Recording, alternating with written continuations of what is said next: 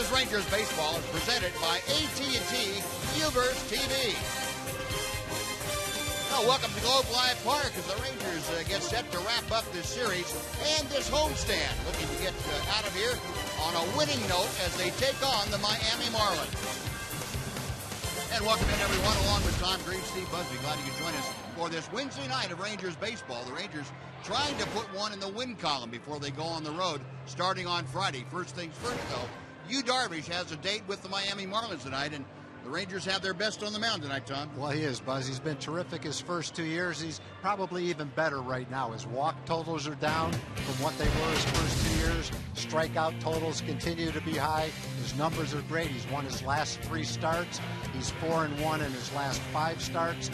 He's pitching deep into the ball games. He's averaged almost 8 innings a start in his last 5 starts. So he's doing everything you would expect from an ace, from a #1 starter, and obviously the Rangers need that tonight. Yeah, and the Rangers would like to help him out, too, and get the results they're all looking for, and that would be a win over the Marlins to even this series. We'll be back with the starting lineups and the first pitch coming up right after this, the Marlins and the Rangers from Globe Live Park on Fox Sports Southwest.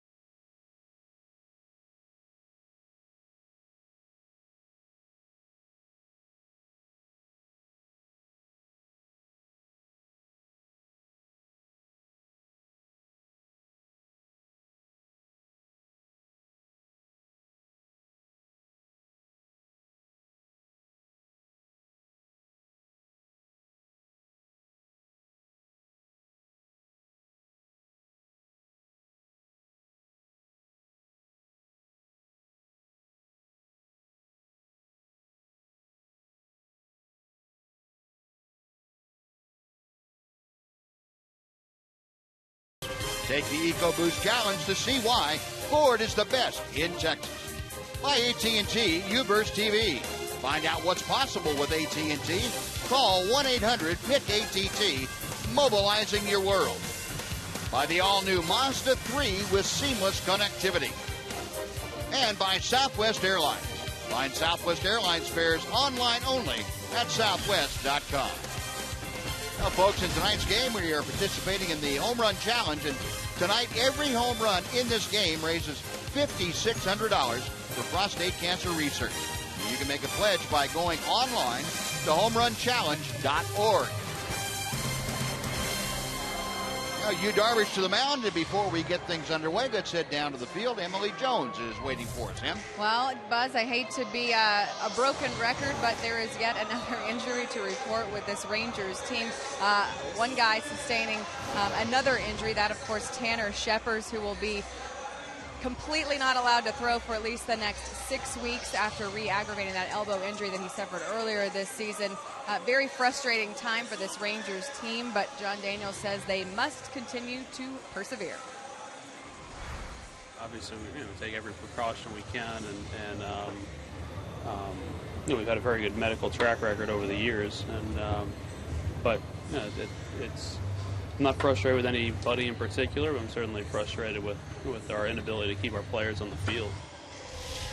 So definitely not directed toward anyone in particular, as JD mentioned, but just the situation itself, highly frustrating when you just continue to make roster move after roster move day after day, guys. All right, Emily, thank you. The Rangers trying to muddle through as best they can, and they've been pretty successful at it until the last couple of days. And they'll see if they can get back on that the right track, right side of things. Ron Washington's club down at the season low water mark at 3 games under 500 as they enter tonight's play against the Marlins. Speaking of the Marlins, let's take a look at their starting lineup this evening against Yu Darvish. Christian Yelich, a great night last night, leads things off. Then it's the second baseman, Ed Lucas. Giancarlo Stanton is in right field. Casey McGee is the third baseman. Garrett Jones bats fifth, plays first. Marcelo Ozuna is the center fielder. The DH is Justin Bour. JT Realmuto is behind the plate. And Adeiny Echevarria is the shortstop. And on the mound is Yu Darvish. Our Sonic scouting report will tell us he is having an excellent season. 6-2, 2.36 ERA. That's the fourth best ERA in the American League. Interleague play, he's been pretty much untouchable. A 1.55 ERA. Kind of goes back to what we were talking about in the pregame show. When you see him for the first time, you have a lot of problems. 91 strikeouts, 7th in the American League. He's missed a couple of starts, which is why he's probably 7th instead of first, second, or third. But one thing you can notice about his stats, if you study him fairly closely, his walk percentages are down this year compared to his first 2 years, and that's a real good sign. And you would have to say, and I don't have the exact numbers, but Tom, I think you and I both would agree that his pitches per game have gone down. He's getting deeper into ball games. Game for sure. And that's exactly what Yu Darvish said he was looking for, was to find a way to get over that hump of having to throw too many pitches. And he's got his walk totals down. His strikeout totals, percentage-wise, might be down slightly. He's obviously still getting his share of strikeouts. But we mentioned as well in the open to the show, his last 5 starts, he's averaged well over 7 innings per start, almost 8 innings per start. And so his pitch count is definitely better than it has been the last couple of years. Yelich shoots one down the left field line, and that slices back and out of play.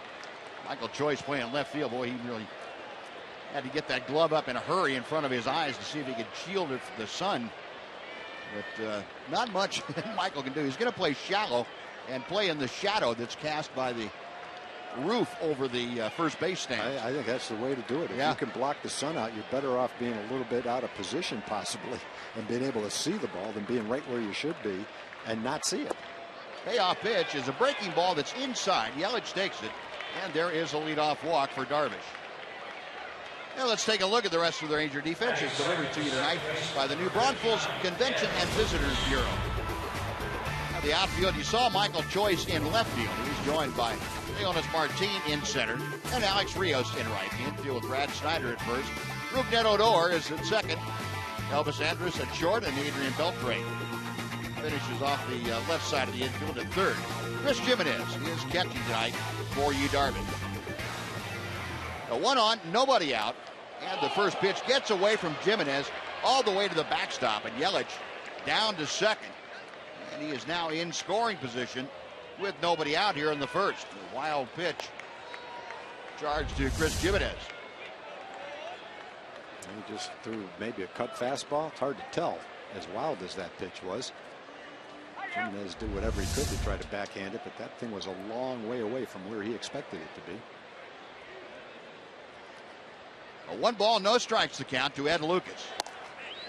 He takes a strike on the inside corner to even things.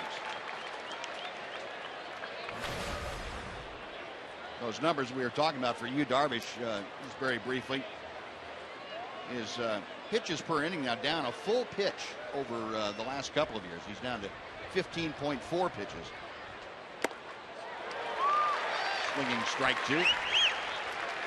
And that is significant. You got to talk about a guy that has as many strikeouts and as many deep counts as Darvish had. Just that one pitch per inning on average can get you another inning in the ballgame. Yeah, another inning, and it probably averages out over the course of a season to somewhere close to 2/3 of an extra inning every start. And the next pitch just a little bit low. It's 2 balls, 2 strikes. So Darvish trying to work around the leadoff walk and wild pitch. Facing Ed Lucas, who is hitting just a click below 300 at 299. 6-game hitting streak for Lucas in interleague play. The Marlins come in with a tie for the best winning record against the other league, and in this case against the American League. They have 13 consecutive wins against American League teams, and that's tied for the best record in the history of interleague play against the other league. 2 balls and 2 strikes.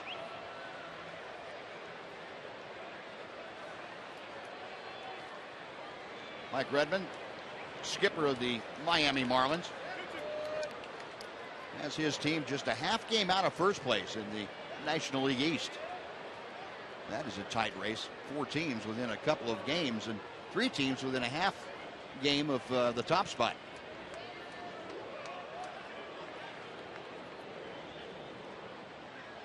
Two and two, Darvish. A set and a check of second. Breaking ball, and Lucas able to lay off. 3 and 2. You mentioned Hughes' last start. He gave up 4 runs in 7 innings. Early in that start, he really struggled with his command. As the game went on, he got better toward the end of the game, and everything came around for him. But he gave up a couple of home runs in that game and was behind hitters early. It's fouled back. We'll try another 3-2 pitch. Lonnie Chisenhall hit a 3-run homer against Darvish. That's the first 3-run homer he's ever given up. Never given up a grand slam either. That's the line from that game. Most of his best work was done probably in the last 3 innings. Darvish ready for the 8th pitch of the at-bat to Lucas. Breaking ball, call strike 3. That's a fairly sharp breaking Yep. pitch. Lucas might have had his knees buckle a little bit on that one. Watch his knees. Whoops. he had Adrian Beltre feet on that one. Darvish had Lucas with the posterior going toward third and the ball going toward first. So Lucas a strikeout. That's 1 away now. And Giancarlo Stanton, the power hitting right fielder up there. Stanton had a ringing double in his only hit last night. Takes a strike. It is 0-1.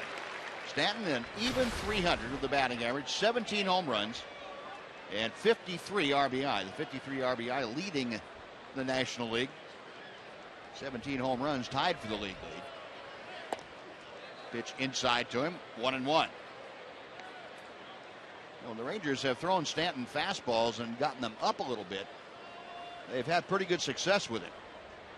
When it's been, belt high or down, out over the plate, that's when things that are not very good have happened. Pop foul, that will reach the seats on the first side. And Darvish now the advantage in the count at 1-2. Interesting watching Stanton take batting practice today. And Tom, I think you and I were marveling yesterday about some of the balls that he hit, but watching him the last round, he made a conscious effort to hit everything to right field. Yeah, sure did. One of the pitches out away from him and hit a couple balls in the seats in the lower home run porch. But when he goes the other way, it's not just a slap shot.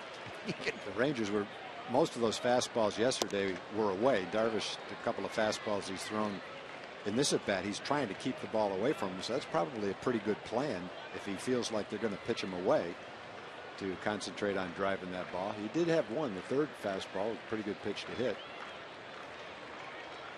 Darvish with the 2-2. Skied to shallow center field. Andrews going back, and right behind him, Leonis Martin. It'll be Elvis Andrews to make the call and the catch for out number 2. Well, good fastball at 95 miles an hour. Kind of tied Stanton up a little bit. He was not able to extend his arms, get that ball back toward his body a little bit. He's one of those guys, though. He doesn't really have to get that perfect extension and make perfect contact. He can kind of get tied up a little bit, still hit the ball 360 feet without a problem. That one he got underneath of. Yep. No, 2 outs now with Yelich still at second base. And it brings up Casey McGee, the third baseman. McGee, a 300 hitter with, or 306 hitter, I should say, with a home run and 39 driven in as Darvish drops in the first pitch for strike 1. Numbers for McGee, a good on-base percentage, too, at 363.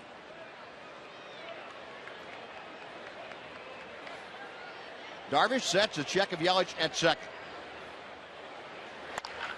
Line drive, but right at Odor. Perfectly positioned, one step to his right. Rubnett pulled it in. That'll do it for the Marlins. They strand a runner after a half inning of play. Miami nothing. The Rangers coming up.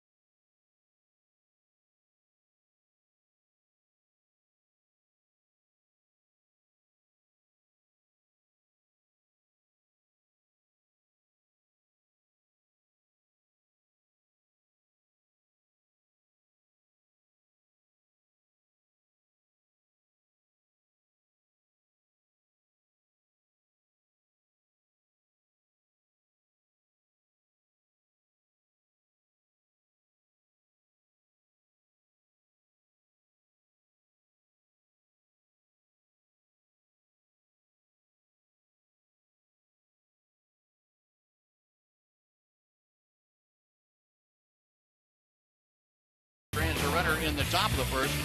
Now the Rangers coming to bat, and here's the Southwest Airlines batting order that Ron Washington has put up there tonight. Michael Choice leads off again. He's in left. Elvis Andrews is next, followed by the DH Shin-Soo Choo. Adrian Beltre batting cleanup. Alex Rios hits fifth, plays right field. Brad Snyder is at first. Leonis Martin in center. Catching, hitting eighth is Chris Jimenez. And Rubnett Odor bats ninth and plays second. And we'll check our Sonic scouting report for highly touted young right-hander Jacob Turner. He has struggled this year in 8 starts. His ERA is close to 6. He's given up 5 or more runs in 5 of his 8 games, and his opponent's batting average is .330. He was the 9th pick in the 2009 draft by the Tigers and was traded over to Miami in a trade that brought the Tigers Anibal Sanchez. Major trade for the Tigers, and they gave up probably their best young pitching prospect to get him. And Michael Choice up there taking 2 quick strikes. Finds himself down 0-2 very quickly. Choice a .204, 6 home runs, 24 driven in. Turner back to the plate, misses with a breaking ball.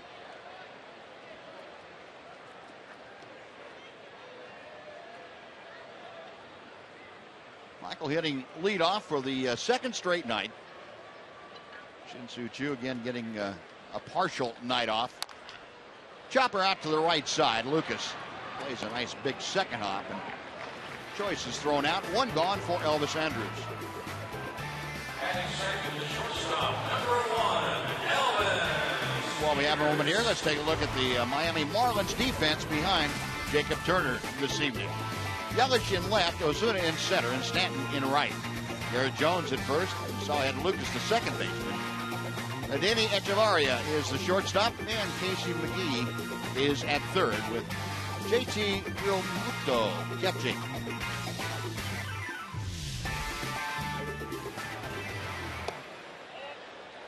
Here's Elvis, a .252 hitter, and he takes ball one.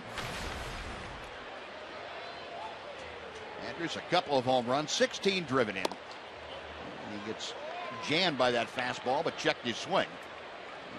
2-0. Turner got to the big leagues quickly with the Tigers. He was only 20 years old when he had his first taste of the big leagues. He had 3 starts with the Tigers. Spent a little bit of time this year on the disabled list. After his first start, he ended up with a shoulder strain, taking pitcher's batting practice before his second start. Had some rehab starts, back in the rotation obviously now. You got to come up with a little better story than that, though. That's a little embarrassing. Well, at least it wasn't pitcher's bunting practice. That's true. That's true. The 2-2. Ellis just able to get a piece of that good breaking ball from Turner and fouling it off.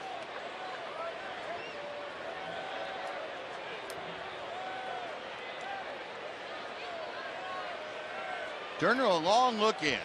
The 6'5" right-hander goes to the wind and misses off the outer corner. It is a full count. So Elvis trying to get aboard here with one out in the Ranger first. Shin-Soo Choo, the DH, will follow. Payoff pitch. Got him swinging. A pretty good tailing fastball at 96 down and in. And Turner gets his first strikeout. So, when you look at a young kid, 22 years old, and you see that pitch, 96 miles an hour with that kind of movement on it, on his two-seam fastball, you obviously know he's got a great arm. Now, it's not necessarily coming all together for him this year at age 23. He's given up a lot of runs. Opponents are hitting .330, but they're not hitting .330 on that pitch. They're hitting .330 on something else. So it's just a matter of making that pitch where you want to throw it a lot more consistently, and that's pretty much what it's all about in nowadays. Shin-Soo Choo, and we've kind of chronicled the struggles he's had on this homestand. Fouls that pitch back. Choo 1 for 27 in the 8 previous games of this homestand. Really struggling. If you heard the interview that he did with Emily Jones before the game, talking about the struggles and about he's just nothing he can do right now. He is trying to fight through the ankle pain and some bad swings. And he has taken some walks. That's gotten him on base a few times. But he knows that it'll turn around if he just stays with it. There's a check swing foul. And it evens the count now at 2 balls, 2 strikes. And listening to him, it's almost like Choo is saying, in essence, what do you want me to do, quit? I'm not going to quit. I'm going bad, but I'm not going to quit. No, he's played long enough to know that. I don't know if he's ever been 1 for 27 before, but what you do is you grind it out. And eventually, if you're a talented player with a track record, it comes back for you. It's just while you're going through it, it's not easy. A lazy fly ball to center for the final out. Rangers go quietly in the first inning. We have finished one at Globe Life Park. No score, the Rangers and the Marlins.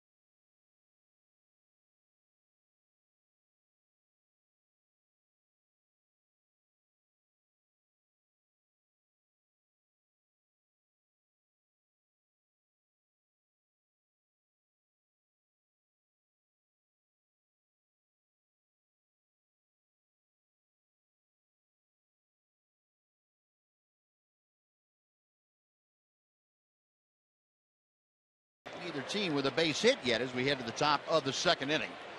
And it'll be Garrett Jones, Marcell Ozuna, and Justin Bour, the first three hitters from Miami, to face Yu Darvish. Beautiful night. Wind has turned around from last evening, and it's drifting in from right center field at maybe 10 or 12 miles an hour. Nothing too critical, just enough to move the air around and make it a very pleasant 89-degree evening as we play in the top of the second inning.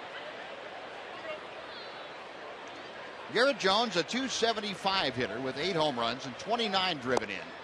And Darvish fires a knee-high strike. It is 0-1.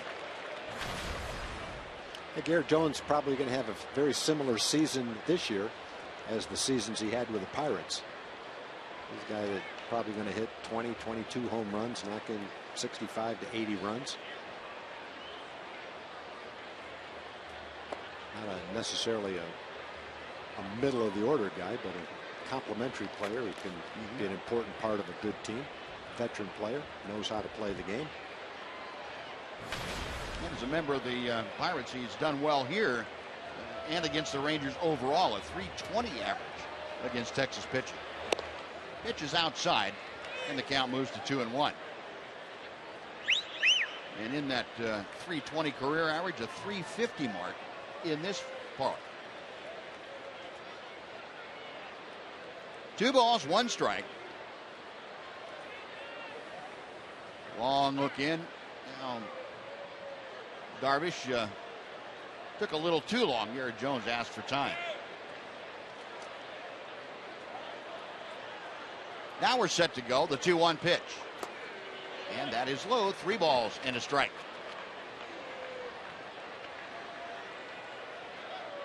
Darvish showing a little bit of frustration.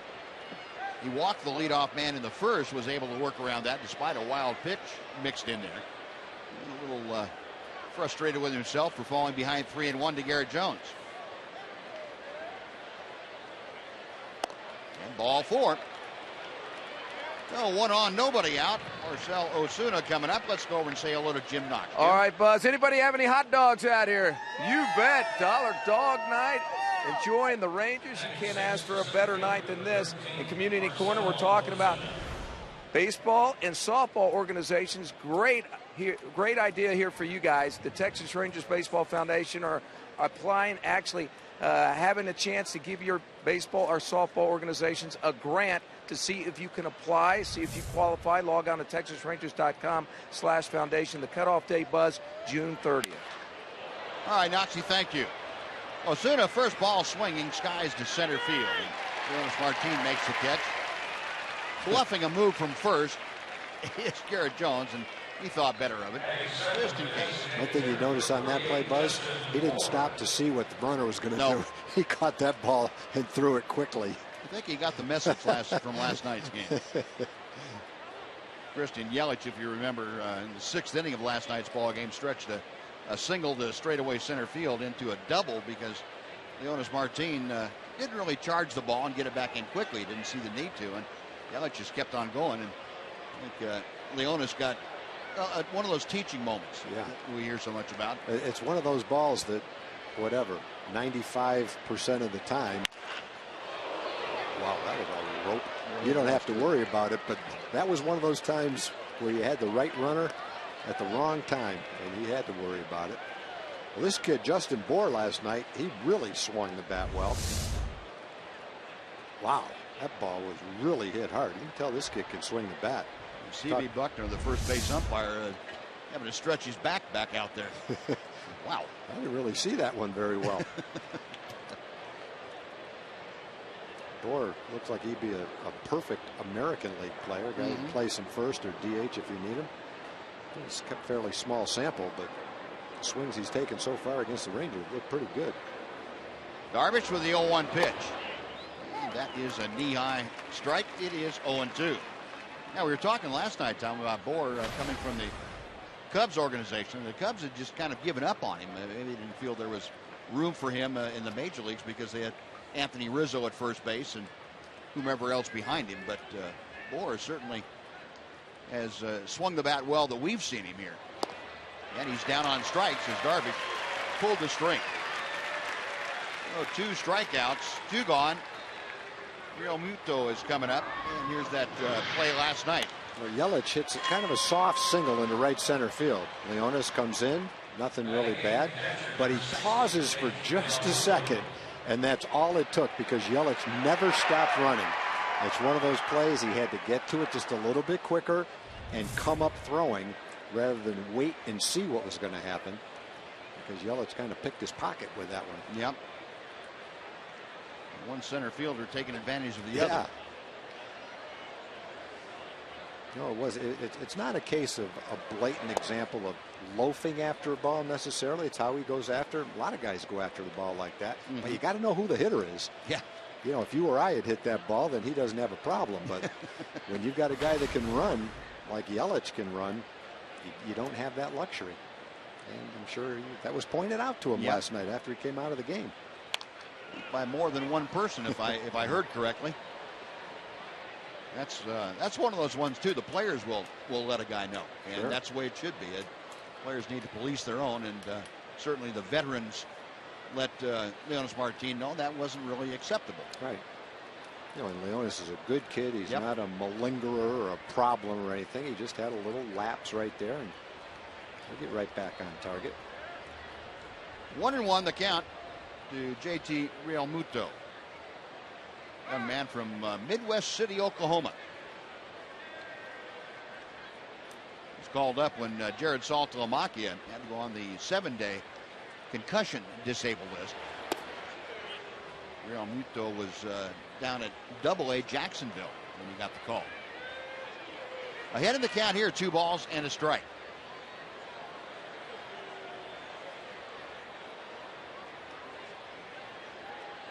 Darvish look over his left shoulder at the runner Garrett Jones at first. Now the 2-1 pitch. Popped up down the right field line, and that's going to twist back into the seats about 7 rows out of the reach of both Alex Rios and Rougned Odor. Will come back and try it on a 2-2 count.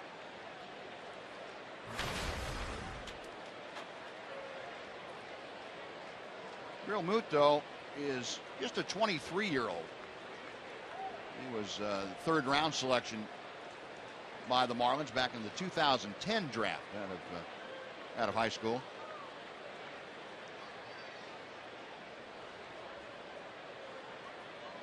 The 2-2 is on the way. Slow topper down the line at third. It veers off into foul territory, and Brett Butler, the third base coach, making an outstanding play down there. Well, one thing the Rangers are going to try to do tonight is keep their pitch count down a little bit. They were up somewhere around 200 pitches last night. 95 of them came after the 5th inning by the bullpen. Now another 2-2 pitch. Another foul ball.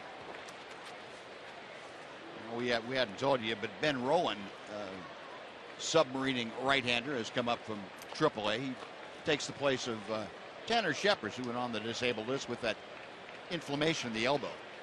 And you heard Emily Jones give you an update on that. 6 weeks of inactivity as far as throwing for Tanner Scheppers has been diagnosed.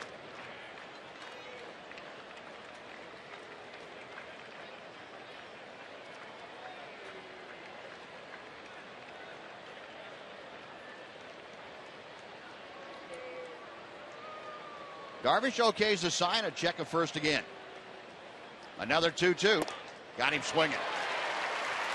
Might have been the splitter that time, and Darvish gets 2 strikeouts in the inning, strands a runner on the walk after 1.5. Rangers nothing, Marlins nothing on Fox Sports Southwest.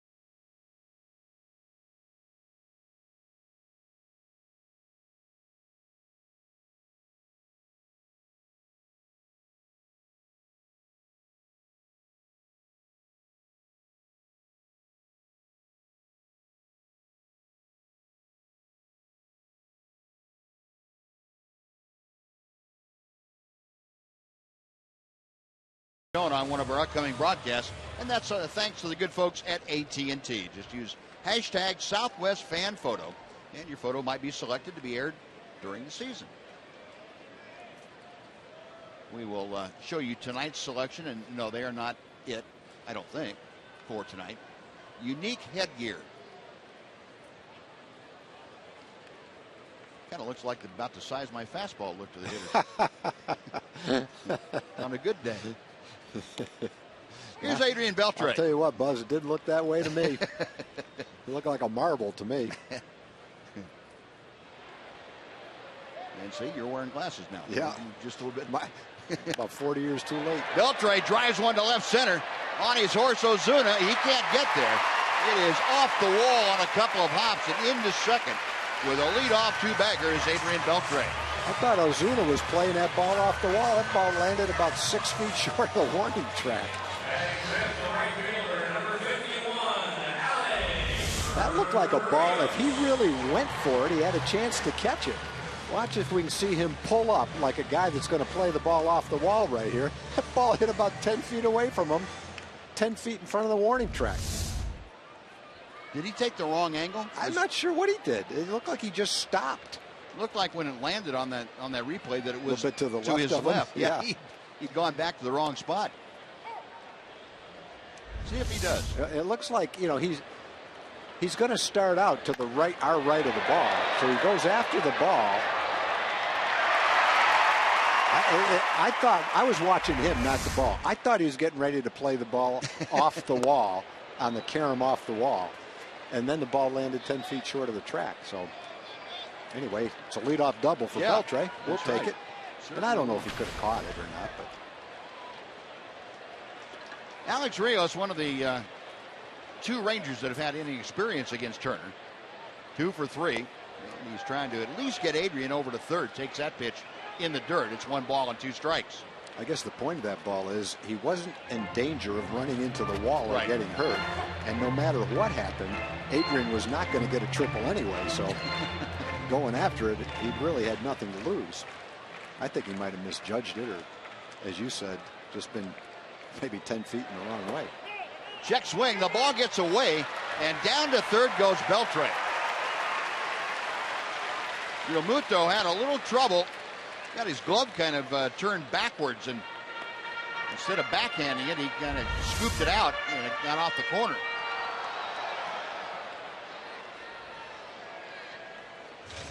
He tried to catch it that way. He needed to probably shift to his right a little bit quicker to have a chance. He just couldn't quite get to it with that plan. So now Beltre at third with nobody out. Rios a little dunker into center. Here comes Ozuna. The ball's hanging up for him. Beltre will tag and make a bluff throw move to home plate as Ozuna goes a one-hop strike to the plate. And that is out number 1. So Brad Snyder's come up a couple of times in key situations. Here's another early in the game, a nice key situation. 1 out, man on third. Brad made some things happen in last night's game. Scored from second on an infield base hit.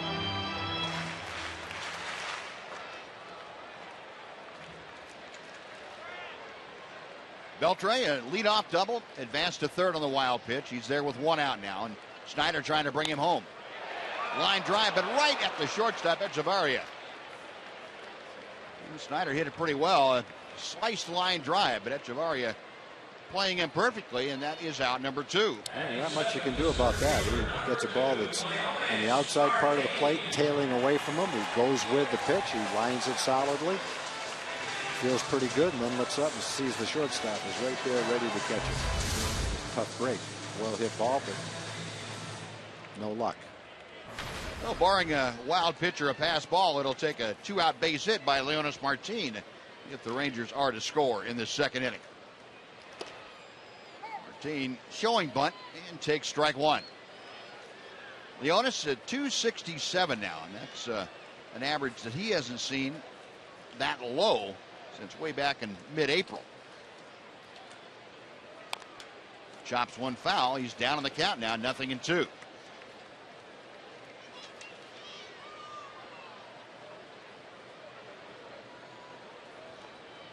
April 15th.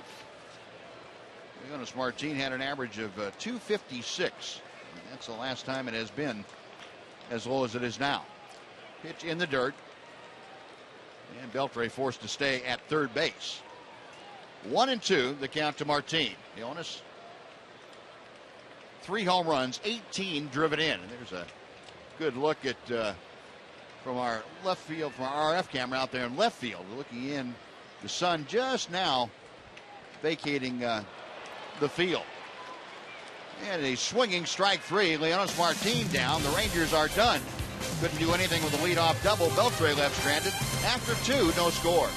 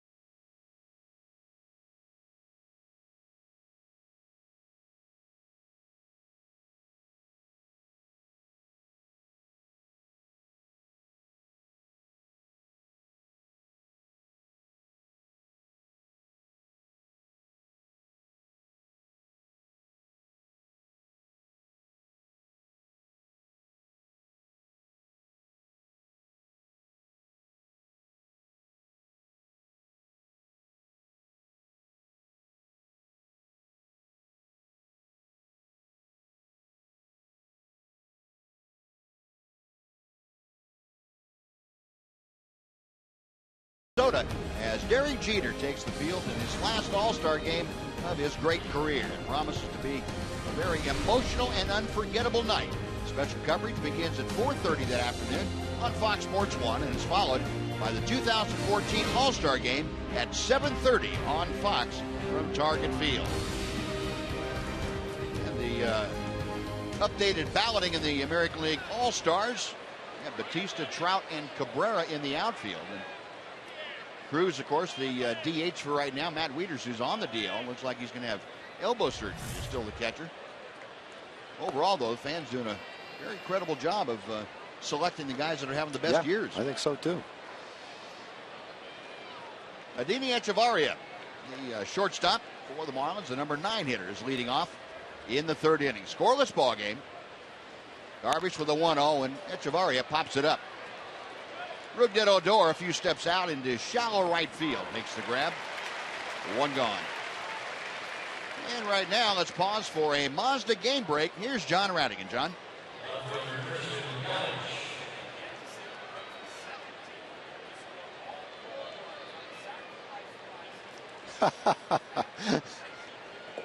Wow.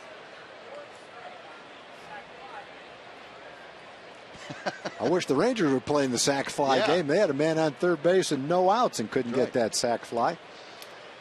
That's pretty amazing. That is. 4 runs all on sac flies.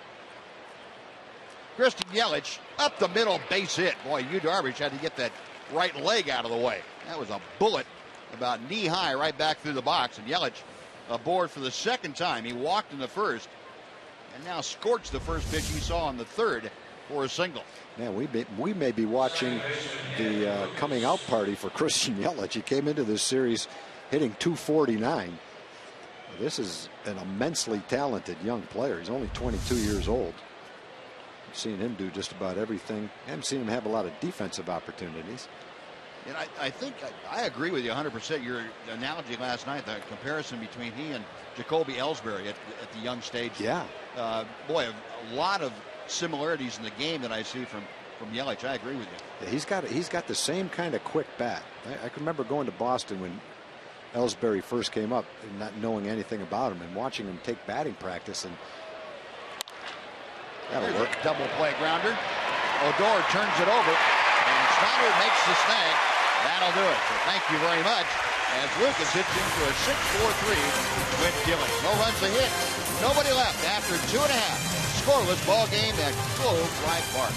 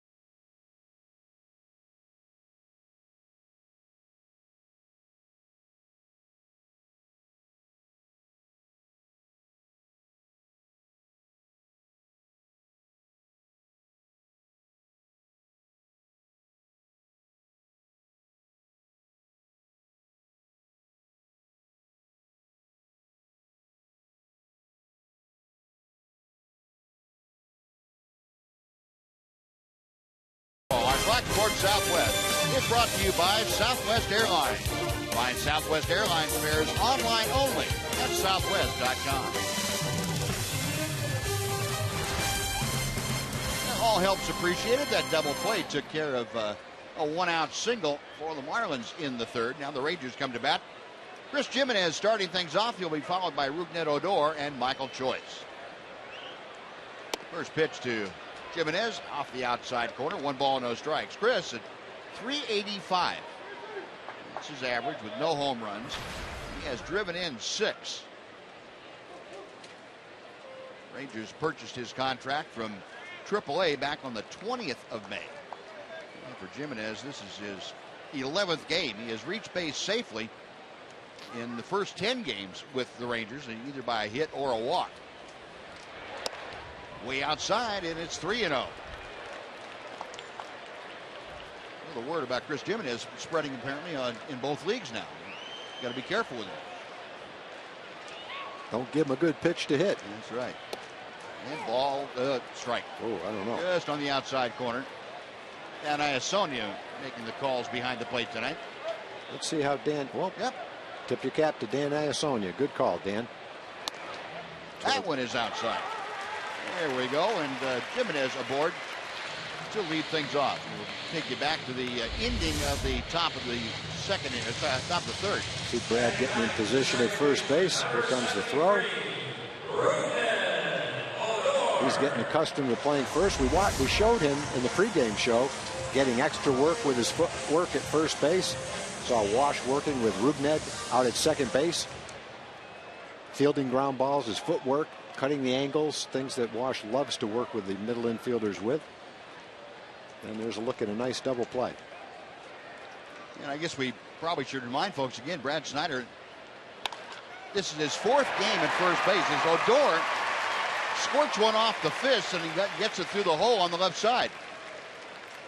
Oh, a walk and now a single, 2 aboard, nobody out for Michael Choice. And here's what we're talking about. There's Brad working on his footwork. Getting a little instruction from, I think that's Tim Bogar out there. Fielding the ball and how you lead the pitcher coming to cover first base. Something that looks routine and simple when you watch big league first basemen do it, but most of those guys came up playing first base. Yeah. Aren't doing it for the first time. So you can watch that play and just assume that it's easy, and then get out there and try to do it and go, oh, wait a minute, let's see, which foot do I lead with, and how do I get in position to make that little flip? Not as easy as it looks. Well, Michael Choice around to bunt and pulls the bat back. It's ball one. Let's go down to Emily Jones very quickly, huh? A lot of teaching going on today. Wash said Rougned Odor came into his office and wanted to know how he played that ball, the error last night, wrong. And so they came out on the field. Wash was going through things with him, talking about letting the ball come to him, get the out at second first, then worry about the double play. But he said he appreciated the fact that Rugi came in, wasn't quite sure what he did wrong. He said this is all part of the learning process and the fact that these guys are learning on the fly, so to speak. And so he appreciated that aspect of Rugi's personality to come in there and say, hey, man, what did I do wrong, and help me get better. Well, you have to appreciate a 20-year-old that has the confidence to say, hey, I don't know what happened, what went wrong. Sure. Please help me. And, you know, there's excellent instruction nowadays in the minor leagues. Every minor league team has a hitting instructor, a pitching instructor. They have great infield work. The coaches and the managers are out very early working. But when you start with a 17-year-old, Michael Choice pops it up on the infield. Infield fly rule is in effect. That's out number one. When you start with a 17-year-old, you can work every day in that lower minor league team, an A-ball team, and still not get the thoughts across and get all the work you need and have a finished product. And so with Odor, you've got a kid that barely has played Double-A baseball. But he's immensely talented, and the Rangers had a need for a second baseman, so he's in the big leagues. But the teaching doesn't end just because he's in the big leagues. He's just kind of continuing what the excellent instruction of the minor leaguers started, and now it's happening in the big leagues. Here's Elvis, and he lines one to left center field. It's falling, and it's down for a hit. Jimenez had to make sure that ball was going to fall, so he only advances 90 feet. But the Rangers now have the bases loaded and one out for Shin-Soo Choo. Now that's one of those plays as a base runner where you start to run and then you wonder if it's going to be caught. But the reality is, when you watch Chris, when you're right there, if he catches that ball, you're going to be doubled up anyway. You can't get back when you're 2/3 of the way there.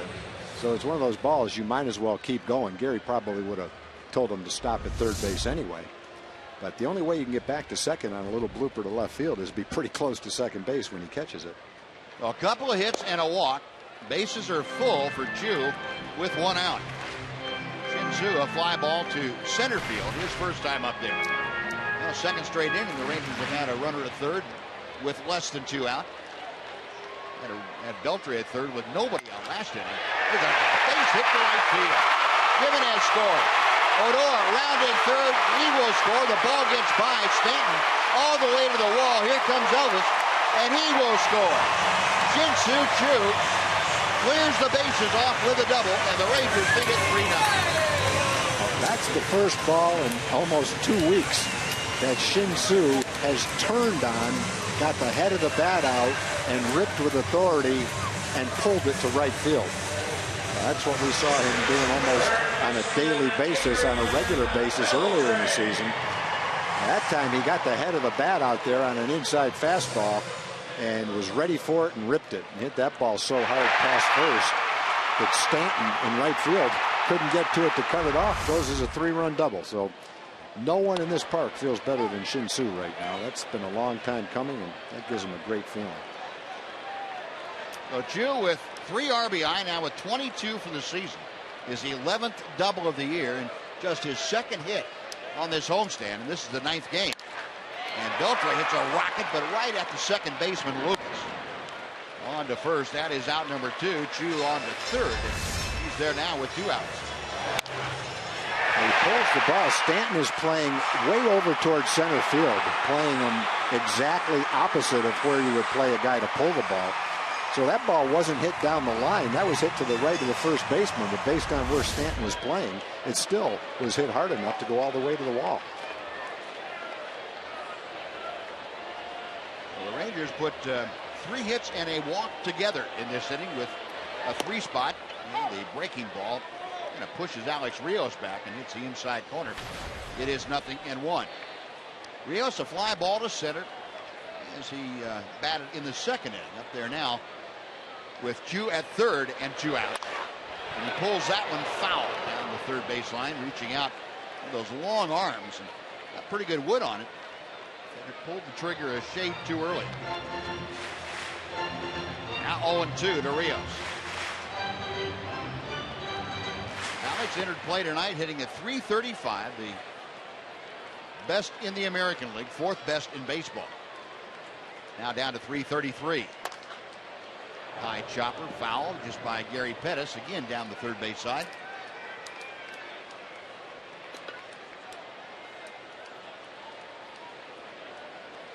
Rios still among the league leaders in home average. He's hitting .336 here at Globe Life Park. That was good for 5th in the American League. Check swing and got away. Here comes Chu, and he will score. A pitch in the dirt. Real Muto went down to block it. It hopped straight up and away from him. And Chu scores. That makes it a 4-0 Ranger lead. It's one of those wild pitches. You don't have to worry about the carom off the wall. Falls in the dirt. It spins back to the right and kicks off Real Muto's arm. Down the third base side. And Chu scores easily. Good inning for the Rangers. Shin-Soo Choo, a 3-run double, advanced on the ground out by Beltre and scores on the wild pitch. So he's given an ankle a pretty good workout. And Mike Redmond, the manager of the Marlins, says, what in the world's going on? Pitch fouled away.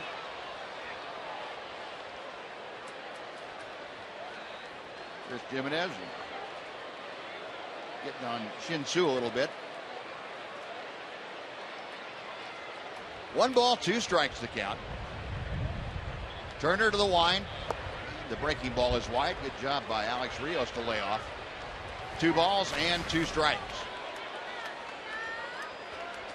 Alex Rios at 7-game hitting streak, a .500 average. 13 for 26. And he pops one foul. That will be over the Ranger dugout on the first base side. Still 2-2.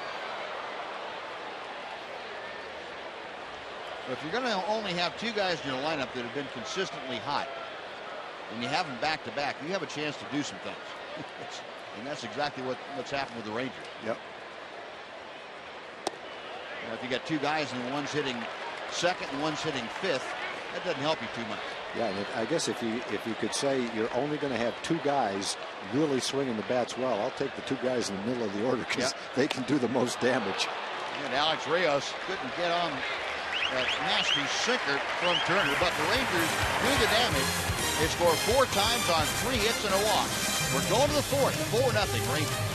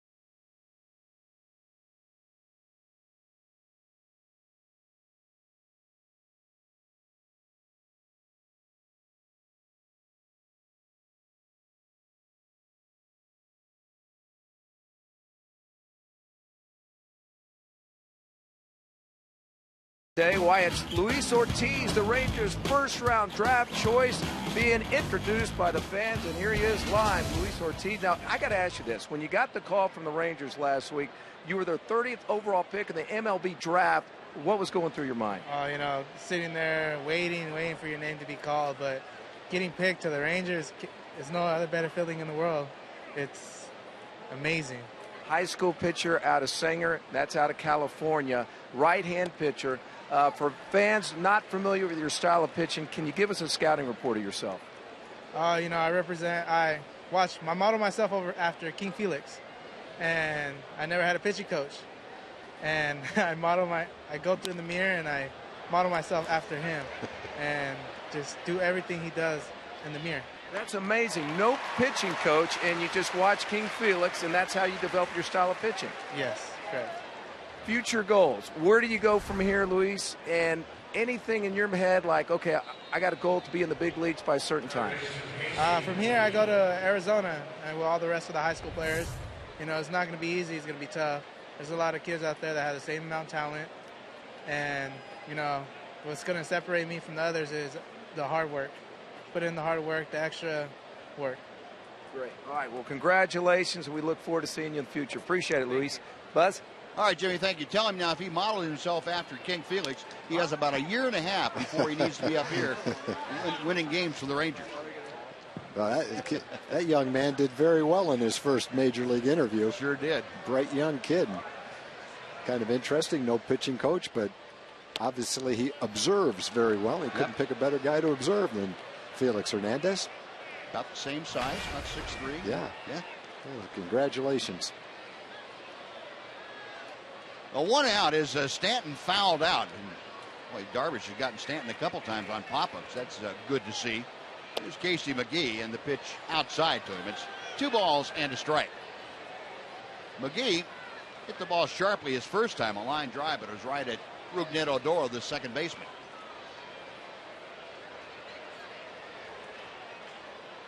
Darvish back to the plate with the 2-1 pitch. Rolled over on it, a 2-hopper to Beltre. 2 gone. Well, fans, you can follow every Ranger game with MLB.com at bat for your favorite mobile phone or tablet. You get live look-ins, instant replay, scores, stats, audio, free MLB.TV game of the day, and a whole lot more. Download at the App Store, or you can visit TexasRangers.com today. And they're going to download that right now. Thank you very much. Well, 2 outs here in the Marlins' 4th inning. Garrett Jones drew a walk the first time he faced Darvish. 1 ball, no strikes.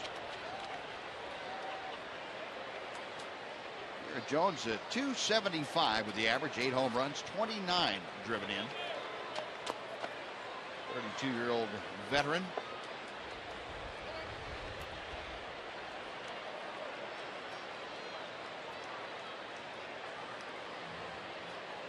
Rangers finally have found a way to support Yu Darvish with the runs. And they've done well now since April. Since April ended, the Rangers have averaged almost 6 runs a game in support of Yu Darvish, which is about 5.5 runs a game more than they were averaging before. Yeah, which pretty much shows that there's actually no reason why they weren't scoring for Yu Darvish. It's just a matter of kind of a statistical thing that was bound to turn around.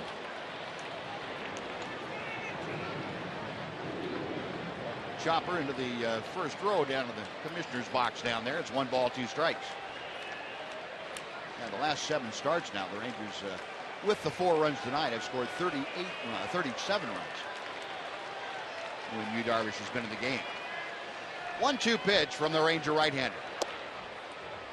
That will even the count.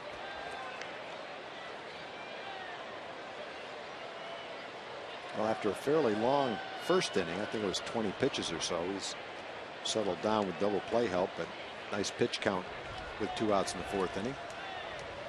A little over 50 pitches. Fly ball shallow center going out. Andrews over the shoulder. He can't hang on. It drops for a hit, and Garrett Jones will stop at first. Good effort by Elvis Andrus. Thought he had it in his glove, and I think the wind pushed it just at the last second back to his left. I think Elvis would say he is disappointed that he didn't catch that ball. He had to go a long way to catch it. He got there. Look, like the ball hit him in the wrist. Came off the side of his glove. Going back after a pop-ups for a middle infielder is really an art form. And we had the luxury of seeing him late in his career. But Omar Vizquel is probably the best I've ever seen going after pop-ups. I agree with you. Alex Rodriguez was actually one of the worst. When that ball went up, he looked for the outfielder. Yeah, he didn't want it. He wanted no part of a pop-up. And, you know, it's some guys struggle with it. Well, that's just the second hit of the night off of Darvish, with Jones at first now. 2 outs. Marcell Ozuna will fly out to center field. His first time up there. The pitch is just outside. It's 2-0. What do you say, Greg? Working on your birthday, huh? And that's what you see through his viewfinder up there, that high third camera. RF camera down there, too. Greg Smith. Don't lose your concentration. You saw what happened to Martine last night. Part of the best production crew in baseball. If you missed the shot, Dave Burchett will take you out of the game and bench him. He'll pinch camera for you. that guy's waiting in the wings. Come on, all right, Dave. 2-1 to Ozuna. Watch out. Watch out. My goodness. The only good thing about that is if you're paying attention, you have plenty of time to get out of the way. Hopefully everyone was paying attention. That may be a Globe Life Park record for a bat throw. That's pretty good. The bat goes into the stands, and the guy comes up and shows a baseball. The bat must have turned into a baseball. Either that or it was a lost ball somewhere under the seats. Hopefully everybody's okay. That's scary. Yeah, it looks like everybody is. Oh, there's the bat. All right.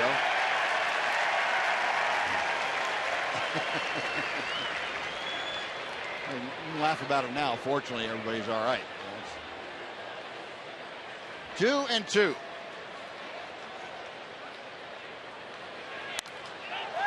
a pop up. Over comes Brad Snyder and Chris Jimenez, but that's back in the 5th row.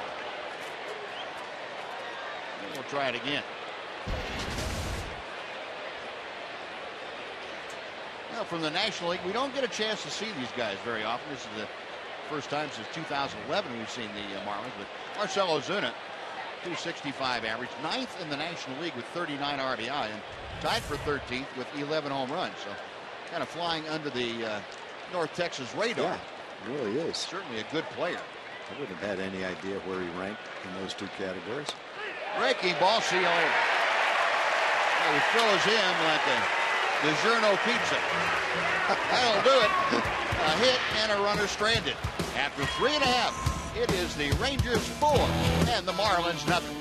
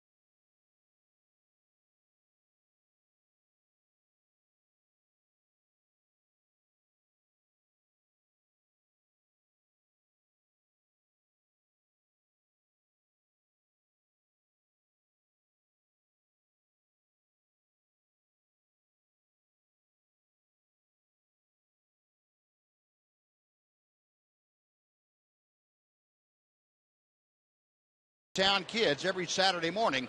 It's on at 10 o'clock right here on Fox Sports Southwest, where it's not about the score, it's about the experience.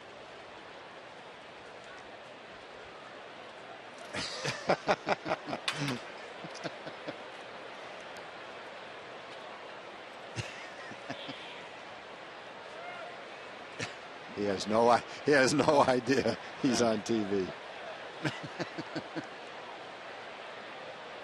The Rangers come to bat now in the bottom of the fourth inning, leading 4-0. Brad Snyder starting things off. He'll be followed by Leonis Martin and Chris Jimenez. Rangers put together 3 hits and a walk for 4 runs in the third inning. That gets fouled off to the left. 0-2 now the count.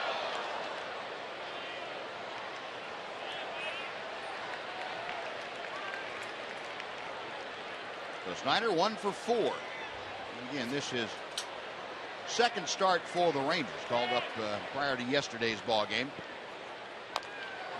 Chops one foul on the first base side, still 0-2. Brad Snyder, a veteran of the minor league ranks, 18 home runs this year for Round Rock. That was second in the Pacific Coast League, 51 RBI and a slugging percentage, which was 7th. Way up there for Brad Snyder. But he had not played first base, and that was where the Rangers came up short after Mitch Moreland just had the ankle act up on him so badly that he couldn't continue. And Brad Snyder got a quick tutorial of 2 games at Round Rock, and he's gotten his second game at first base in the big leagues. Amazing how fast things change. 2-2 pitch. Out towards second, and Lucas on to first. That is out number 1, and it brings up Leonis Martin. Center fielder Leonis Martin. Jacob Turner is shy of 60 pitches as he goes to work on Martin, who struck out his first time up there.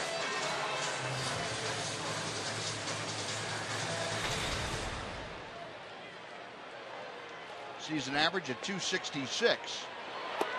He takes the first pitch low for ball 1. Leonis now just 4 for 23 on this homestand. Getting down below 180. 2-0.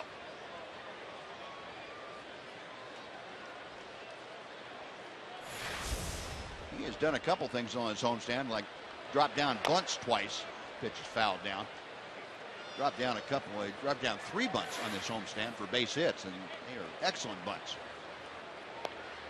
Something we saw him do a lot last year, especially when he was installed as a leadoff hitter. And that kind of went away as part of his game. Chopper over the mound, going to be a tough play for Lucas. Bare hand, throws not nearly in time. Leonis Martin, an infield chopper for the base hit. It actually looked, Buzz, last year like he kind of went into a bunting slump. He was still trying to bunt. He just wasn't able to get him down last year. That's, as you can see on this kind of a ball, a major part of his game. Get the ball down. If you bunt it, that's not a bunt, obviously, but it shows the kind of speed he has on a slowly hit ball in the infield. It doesn't take a perfect bunt for him to beat it out. So 1 on, 1 out. Leonis Martin with that very good speed at first now, a base stealing threat. The Rangers up 4-0, trying to add on. Chris Jimenez, who led off the third inning with a walk and came around to score, will stand in now against Turner.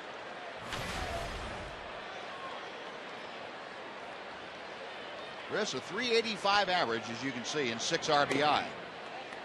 Pitch is a little bit low for ball 1.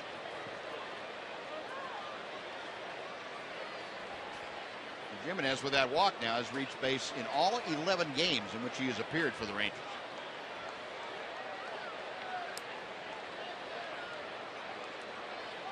Turner ready, a check of first. A snap throw over there, and Leonis Martin diving back.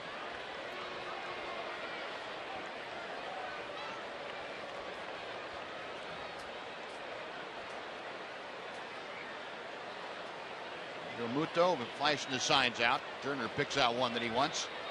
Again, the check of first. Foul tip. 1-1. How about 3 things you really need to know about Chris Jimenez? All 10 games coming into tonight, he's reached base safely, and tonight makes 11. Selected by the Indians in the 19th round of the 2004 draft. His first major league hit. How about a home run off current teammate Scott Baker? And you don't think he brought that up to Scott Baker at some point, do you? Yeah, I don't know. Might be a time where they're on their plane after a victory, having a couple of beverages where that subject might come up. You never know. Well, they were teammates down at Round Rock too, and I would imagine probably that came up down there. Yeah, probably did. 1 ball and 2 strikes to count in this at bat for Jimenez. Leonis Martin stepping his lead off at first. Jacob Turner comes set. Well, Turner's probably right throwing over there, because as soon as Martin feels like he can get a good jump, I'm sure he's going to go.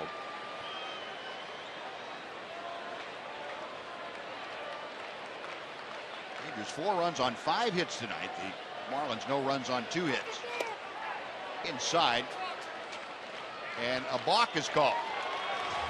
Going to call a balk on Jacob Turner. And home plate umpire Dan Iasonia motioning quickly. And I've got to think the way he motioned for that was that he didn't stop for the full second.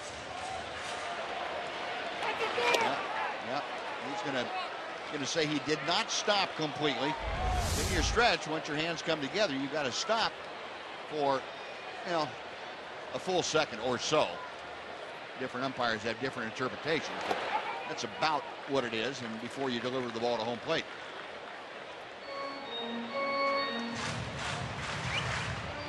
It's a second base umpire out there, Hal Gibson.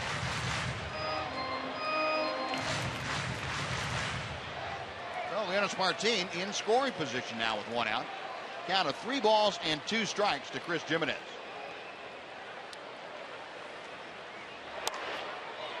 Chopper out toward short. Charging McGee. He can't get it. And Leonis Martin is going to continue around and score on an infield single that got under McGee's glove and wide of Echevarria. Leonis Martin never slowed down. He just kept coming. And he scores from second on the infield base hit to make it a 5-0 Ranger lead. The second night in a row we've seen that. Last night it took a throw to first base to accomplish it. This is just a little chopper in the infield. The third baseman fans on it. The shortstop fans on it. The second baseman gets there with no play. And Martin just trots home. Well, you hit a ball like that, a little check swing like that, end up with an RBI single with a man on second base, you're feeling pretty good.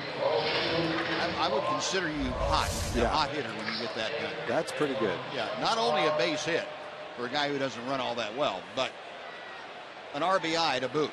And infield hits. How about the Rangers leading the American League in infield hits? Now batting the second baseman, Ruben Odor. Average of 54, so the Rangers 69 infield hits.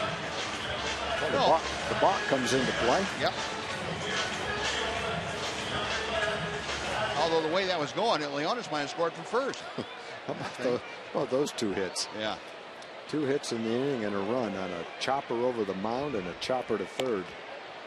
Ruben Odor takes high and away for ball 1. I think actually what happened to Echevarria was he was planning on making that play, and he was so close to McGee that he probably was screened off, never saw the ball. Ball went by both of them pretty much at the same time. Up the middle, it's off of Turner. It caroms to McGee, who goes to second for the force. Man. That's just like the one that hit Kobe the other night. This one got Turner. It looked like got him in the low back. Low line drive. Wow. Scary stuff. That it is. He's going to try and do a little stretching and get his wits about him again. Well, you look at the box score or an account of the game, and you see that Odor made an out on a 1-5-4. that might come to mind, how the ball got to the third baseman. Probably had to hit the pitcher, hit him right above the belt buckle, right on the right, above the right hip.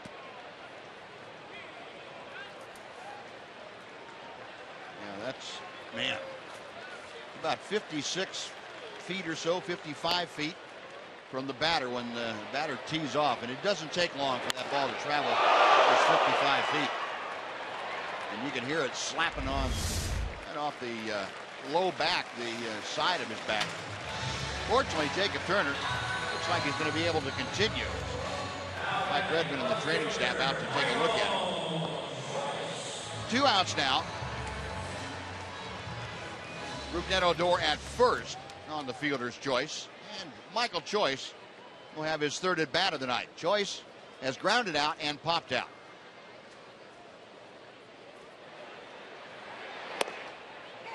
And a strike on the outside corner. Michael now at 201 with his season average. 5 out of 29 on this homestand, but he has done some damage. Michael with 5 RBI in the first 8 games of this homestand. Also scored 4 runs.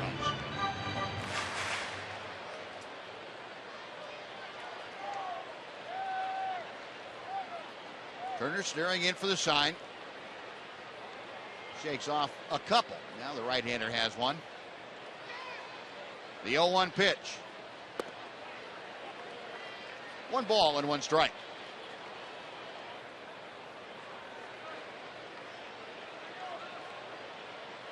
Michael Choice, his last 18 times to the plate, just 1 for 18. He's seen his batting average drop from 221 down to his present 201. Another throw to first, driving Odor back. The Rangers 4 in the third, 1 more here in the fourth. And Turner not out of the woods yet. He has 1 on and 2 out.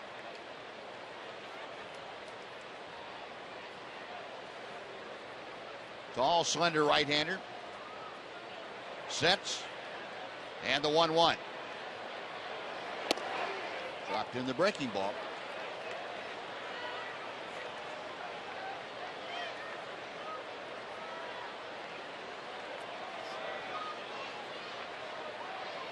Infield and outfield playing the right-handed hitting Michael Choice around to the left a couple of steps. Our steel pitch tracker showing you that last pitch right on the inside corner.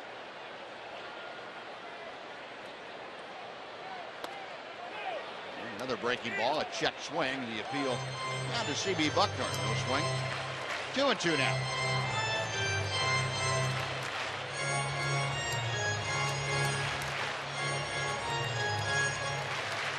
Jacob Turner trying to regroup after being hit in the back by a shot from Rougned Odor. 2 outs, 2-2 the count to Michael Choice. Got him swinging. A nasty sinker down and in, that'll do it. But the Rangers add on a run. They get a couple of hits and strand one. We're going to the 5th inning. It's the Rangers 5 and the Marlins nothing.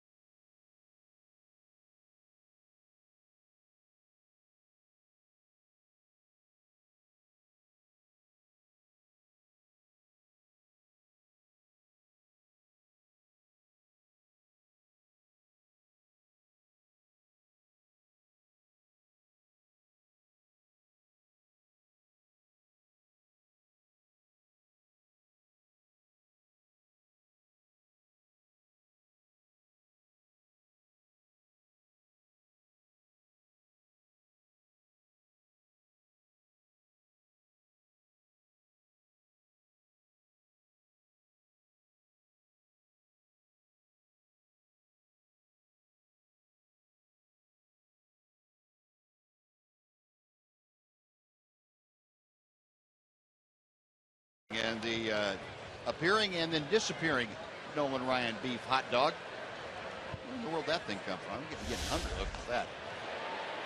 Mike Redmond on the bench there. And the Coors Light cold hard fact of the night, his Miami Marlins have won 13 consecutive interleague games. That ties for the longest streak all time. The Yankees back in 2003 and 4 did it. And also the Tampa Bay Rays in 2004.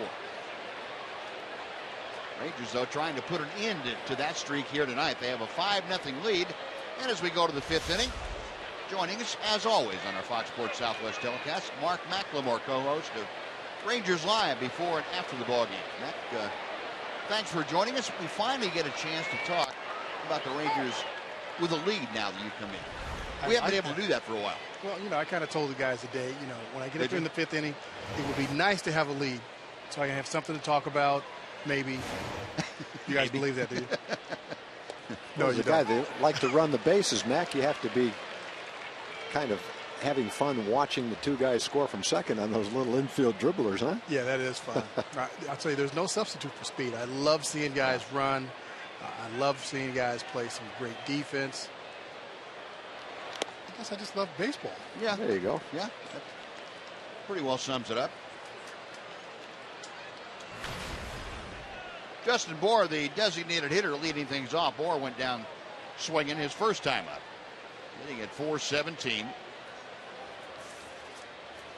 Bottom third of the Marlins order facing you, Darvish, in this 5th inning. Well, if you told them, I'm glad, because they listened to you, and that's the important thing. Now, we were talking before before the ball game about the availability of people like you and Pudge and Benji Molina and people with all the experience, and Ron Washington, and the willingness to teach. I mean, you have to have those two together to make yourself useful. And all you guys do that. All you guys love to teach. Yeah, you're right. And, it's funny you mentioned that, because there's some guys on this ball club that are open to it. That's the 5th strikeout as Bour is thrown out at first. So, and, they've been taking advantage of it. I mean, this is probably the first year, really, where, guys have, asked for advice, or just, hey, what do you think of this, or what do you think of that? But it's great. It's great. And, a lot of guys around here, I mean, you two guys as well. I mean, full of information, but it's good to see, these guys asking, former players, hey, what do you think of this? What do you think of that? What do you see here? What do you see there? Right. It's great. It reminds me of, when I played, where we talk a lot of baseball. You'd ask other guys, and, of course, everybody has their ego, but, you set that aside and say, hey, you play, you know what to look for. You see, what do you see, what's going on? You tell me what you see. And I love that. Fly ball to right field off the bat of Real Muto, and right there is Alex Rios. That's out number 2. And Echevarria now will come up. Yeah, it's almost like, well, people that aren't around teams on a daily basis feel there's kind of a disconnect between today's generation, yesterday's generation, the generation before that, and there's not really a disconnect. If you get guys that want to learn and have questions and are not afraid to ask, that's something that transcends all generations in baseball. It really does, because everybody's a ball player, and that's the bottom line. If the guys out there recognize that, I think that's probably the biggest thing. A little looper. It's going to cost Echevarria a bat, but it's going to get him a base hit. A 2-out single gets him aboard for the top of the order. They've got the willingness to want to learn and ask, and when they see guys that may not be a part of that 25-man roster. Ooh. That's a strange feeling when that happens. It really is. Because all of a sudden you've got this 2-pound bat in your second, hand. you don't know exactly what happened. It goes from weighing 2 pounds to nothing in your hand. It's a really weird feeling. I'm so used to that feeling. Well, bats didn't break like that in the old days before your time, Mac. No. Occasionally you'd break one like that, but I don't remember ever breaking one hitting it off the handle. A couple of times off the end of the bat they broke like that. I don't know what the difference in the wood is, or what difference it really makes, but you hit the ball off the handle there, whether the bat breaks in half or not, it's not going anywhere. It actually hurts your hands more when the bat doesn't break. It vibrates more. Yeah, our Phantom Cam has shown that pretty well, the vibration of the bat when you get it off the end of the bat a little bit or down toward the trademark. The bat is shaking like that in that slow motion camera. You know it wasn't hit well. Rip and a miss by Yelich, and it's 0-2. When the ball hits way down here near the handle like that, even if the bat doesn't break, it doesn't matter because it's going to pretty much go in the same spot. Who was it? Marlon Byrd broke a bat with a swing and a miss the other day. Did you see that? Did he? No. Yeah. He swung and missed, and the bat broke right in half. Wow. It wasn't a check swing. I saw Jim Rice do that in Boston one time. Check his swing, and the bat broke in half. Marlon Byrd took a regular swing, and the bat broke right in half. That can't be good. That cannot be good. I think, doesn't the bat have to have been broken in the first place? I would think so. I've never seen, and not that Marlon's not strong, but there's some stronger guys that are out there that haven't done that. Yeah, exactly. Yeah, I think I'd have to go to a different bat manufacturer than starts happening that way. Wow. 1-2, the count to Yelich with Echevarria, the runner at first. Darvish has allowed 3 base hits, 1 in each of the last 3 innings. He also walked a couple. Darvish with 5 strikeouts through the first 4 2/3. Right-hander, a long look at first. And he comes to the plate. Line to left field. Going back is Joyce. Reaching up and making the catch. Spun him around, but Michael Joyce hangs on. A nice play by the young left fielder. No runs a hit, 1 left. We are halfway through the ball game. And with the help of a catch like this from Michael Joyce, the Rangers maintaining a 5-0 lead.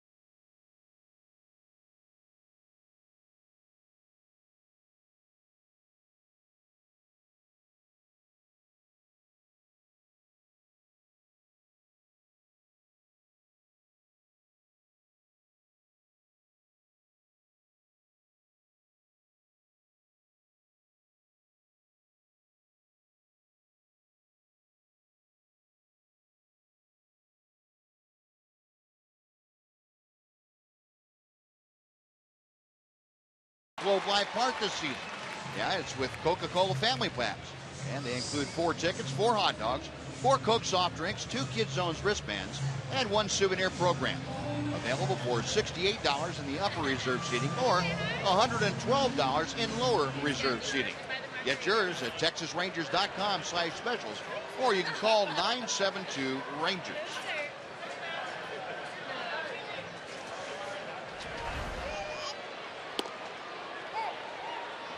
We go to the bottom of the 5th inning. And Kevin Slowey, right-hander, has come out of the Miami bullpen to take over on the mound as Elvis Andrus greets him with his second hit of the night. Elvis shooting one the other way, so a single in the third, a single in the fifth for Elvis. Slow his numbers on the season. This will be his 16th ball game. Had a couple of spot starts. His ERA is a little bit over 5. He's always been a guy with good command. Came up with the Twins. He's one of those many Twins pitchers who might not be overpowering, but they throw a lot of strikes. Opponents are hitting .333 against him right now. A little more than that after Elvis is hit. Well, the Rangers now 7 hits tonight. And here is Shin-Soo Choo. What in the world? Wow. All thrown into center by Real Muto, and nobody was there. Elvis took 2 steps. He actually had a great jump. He took 2 steps. Real Muto must have seen the 2 steps and nothing else after that. Just fired it to second base. Just when you think you've seen it all, I've never seen this. He took 2 quick steps. Someone must have yelled he's going, and then he was blocked out by Choo and never saw him. But then no one was covering because he really wasn't going. Elvis looks as bewildered as anybody.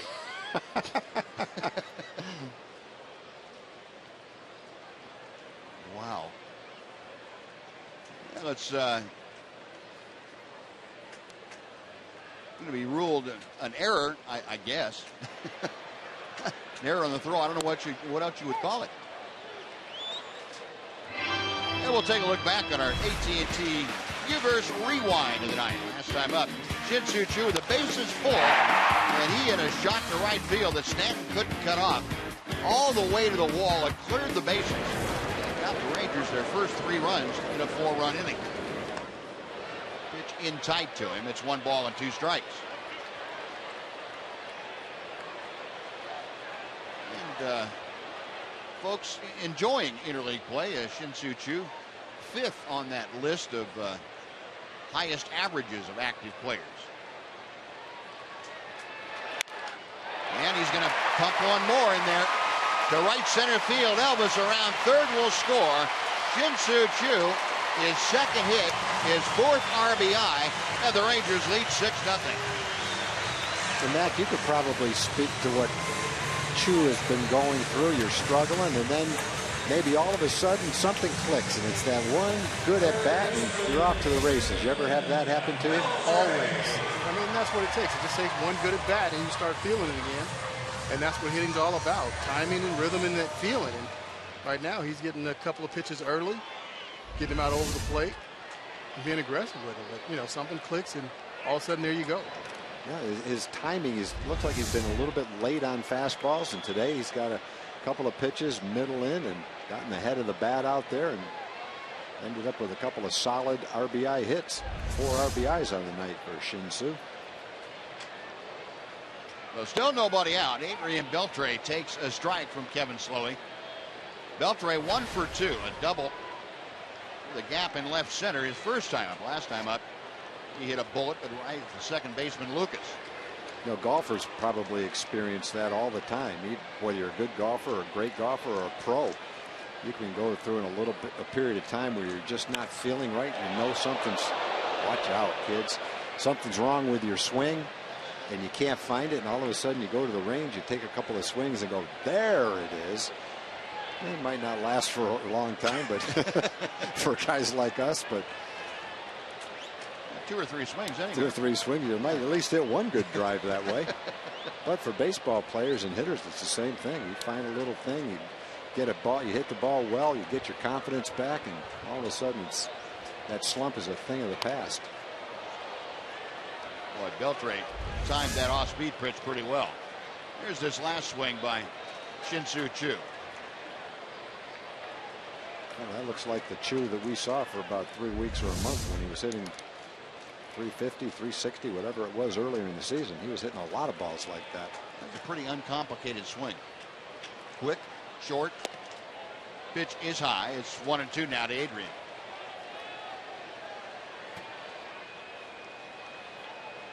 Beltre at .322 with the average. He came into play 5th in the American League. Hitting at .320. Goes up that a couple. And the pitch is low. It's 2-2. Now, what, about a month ago, who would have thought Beltre would end up? Exactly. A month later, he'd be 5th in the league in hitting. Exactly. Yeah. You know, you go back, well, 27 games ago is what I had the breakdown here. In the last 27 games, he's hit safely in 22 of them. Wow. At a 393 clip. That's a full month. He's at 393. Rolls over on 1 to third. McGee to second. Return not in time. Beltre able to leg out the back end of that potential double play. No, 1 out. Beltre at first. Now Rios coming up. Let's take time here for a Mazda game break. Here's John Radigan. John. All right, fielder, Alex.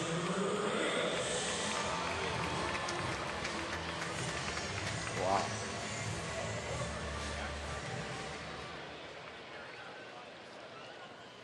Thank you, John. Boy, how about Tampa Rays? They went for 4 straight shutouts today if they didn't score. They are 18 games under 500. Worst record in baseball. Yep. Was the other day anyway. Still is, I guess. 24 and 42. They are 2 games worse than either the Cubs or the Phillies. And 3 games worse than the Astros. 0-1 pitch. And Rios takes it outside to even the count. Alex 0 for 2. Fly ball to center and a strikeout. Well, if in fact they're a way better team than they're showing right now, and their young pitchers come back next year, but they don't turn it around this year, might get them an impact player in the draft next year, and they'll be right back on top. Something that's pretty difficult to do when you're always finishing in the top of your division. Getting that impact player at the top of the draft, you never see those kind of draft picks. But if all of a sudden in the middle of a great streak you drop down and get one and then go right back to the top again. Rios up the middle. Echevarria steps on second, throws to first, and it's low. Jones not able to pick it out of the dirt, so it's going to go down as a force play. And Rios safely aboard at first. He's there now with 2 outs. Beltre removed on the force at second.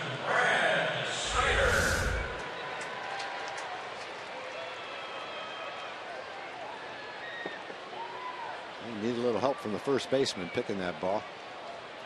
Trying to touch the bag as he goes by it. Has to come back and get it. Not easy to do all that stuff, is it, Mac? Boy, the first baseman should have caught that. Yeah. ball. Yeah, he should have got that one. No, that's not easy. You're going in one direction. You're trying to catch the baseball. You know you're going to go past the bag a little bit, so you're doing a little, tap dance out there around the bag. Drop the anchor about right there. Say, Look whoa. at that. See him put his hand down. Barely caught it. He's got a little snow cone there. Gets some tags at base. And it was a pretty good throw. You definitely need that first baseman to pick you up on that one when you have those plays. I think he just missed that ball at first. I don't think it even bounced. I think he thought it was going to. But Yeah. Brad Snyder 0 for 2 tonight. He is lined to short and grounded to second. Alex Rios at first. 2 outs here in the Ranger 5th inning. Texas on top 6-0. In the dirt, Real Muto, a nice block of that ball. And the count goes to 1-2.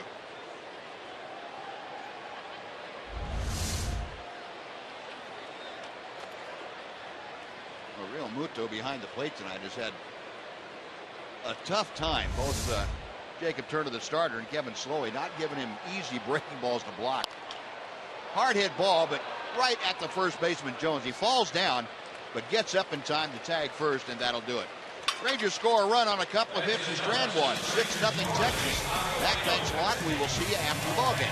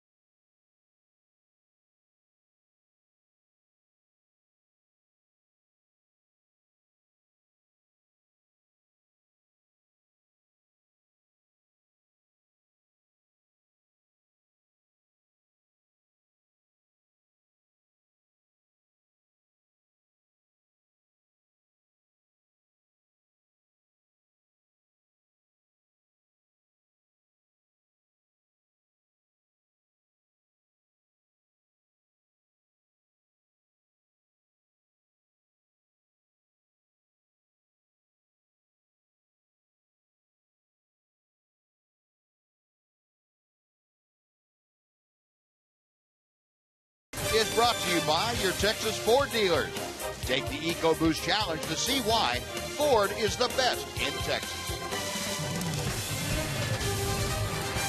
The Rangers leading by half a dozen. 6-0 Texas as Yu Darvish back to the hill, shutting out the Marlins on just 3 hits through 5 innings of work here tonight. And, our RF camera taking you all over the ballpark and taking you right down to field level on the third base side.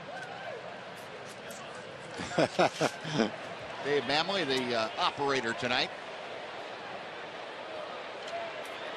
Good exercise. Glad to see David Fonte get some Glad I exercise. don't have to carry that camera.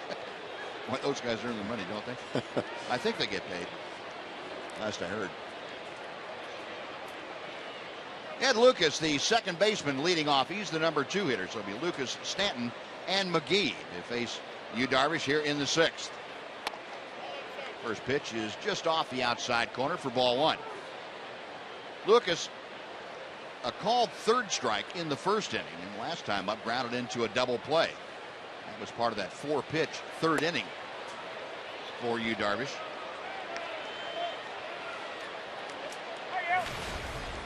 Two and nothing. Darvish has walked 2. They were the leadoff hitters of both the first and second inning. He fires a strike. We get back in the count to 2-1.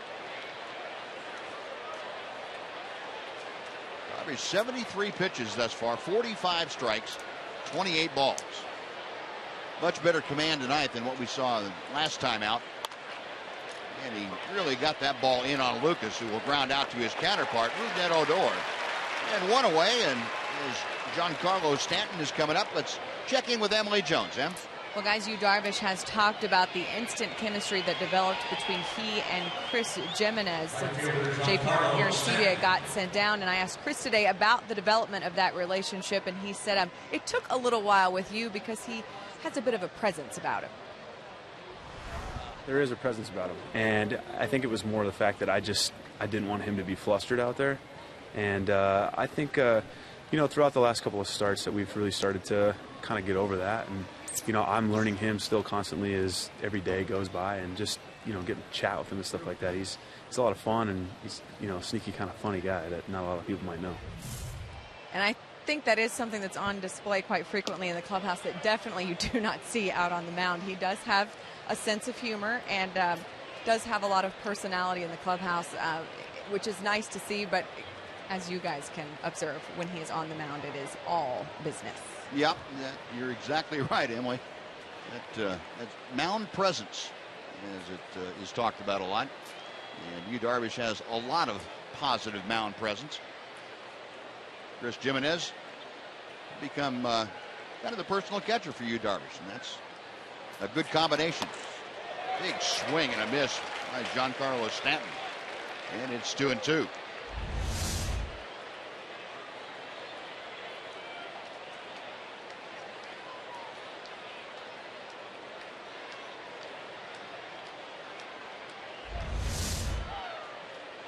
Darvish okays the sign. The right-hander is ready. The 2-2 pitch. Got him swinging. Well, that frisbee-like breaking ball that Darvish can throw up there and accounts for his 6th strikeout of the night. 2 gone. Yeah, great location with it, too. All the pitches away from Stanton in that at bat. He's the kind of guy, if you hang that in the middle of the plate, then you're getting a new baseball from the umpire. But yep. If you can make that kind of a pitch and you're Yu Darvish, then you're going to have that kind of result for sure. No, 2 gone now. Casey McGee, who is 0 for 2 with a line out and a ground out. McGee hitting at .304, goes right back up the middle off the mound and blistered into center field for a 2-out single. Well, that is the 3rd consecutive inning now that Darvish has gotten the first 2 hitters in an inning and given up a base hit. Statistical oddity. Well, in the first 2 innings, he walked the leadoff hitter. Yep. And pitched his way around it. I guess I'd rather pitch my way around a single with 2 outs than the leadoff walk, right? Yeah, I think so. Our Budweiser line for Yu Darvish tonight, 5 2/3, just 3 hits. Yeah, make that 4 now. shutting out the Marlins. A couple of hits and 6 strikeouts. A rip and a miss by Garrett Jones. It is 0-1. Jones a walk and a single.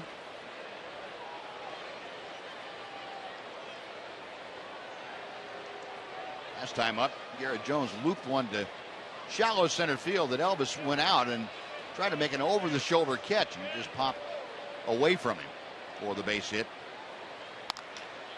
Pulled on the ground to the right side. Odor there. Snyder started after it. He has to get back in a hurry. Brad got there in time, and Odor made the throw. No runs a hit. 1 man left. The Marlins have stranded 5. 6-0 Rangers after 5.5.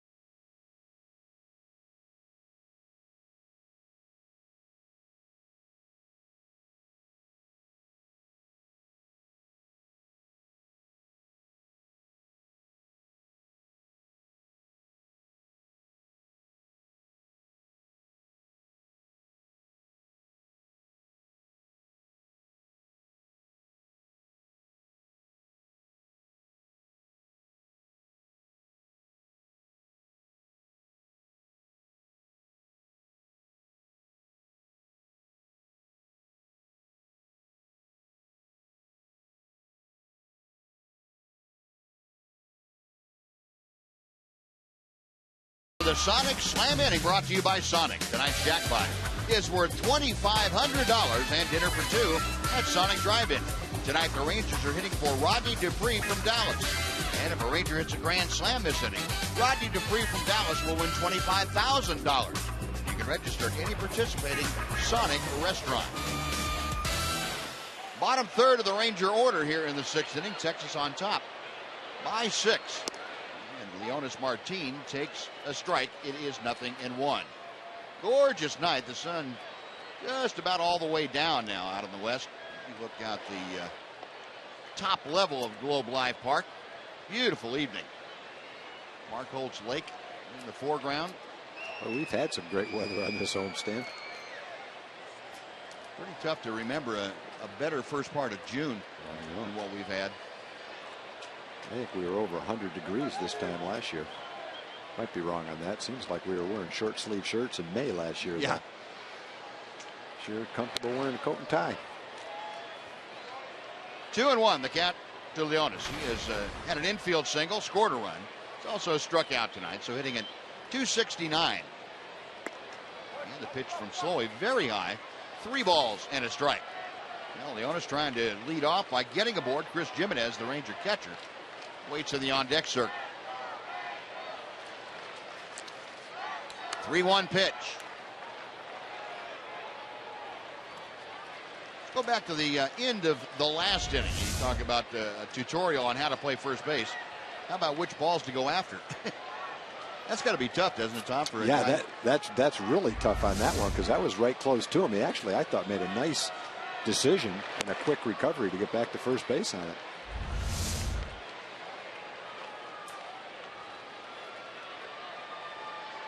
Did a good job to get back on that one. Wasn't going to be able to make the play.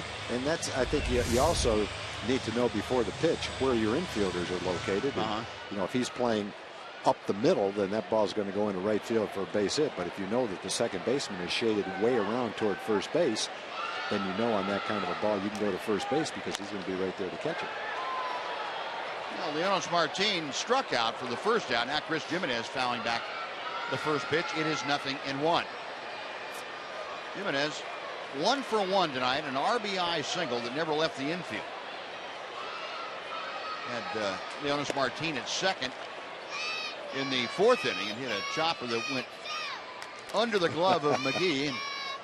Echeverria couldn't grab it. And Leonis Martin just kept right on motoring around third. I think they've been eating the same thing. Might be cotton candy. They've got a pretty good routine going. Very methodical. Yep. And they love the Rangers. 1-2 pitch. That's out of play to the right.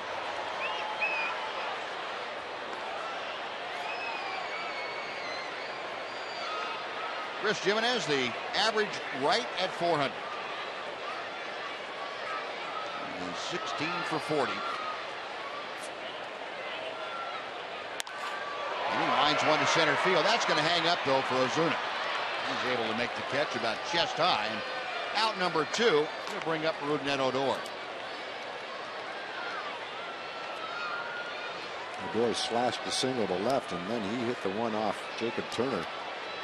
Base hit up the middle, but hit him up above the right hip when there's a force-out at second base. So he's hit the ball hard a couple of times tonight.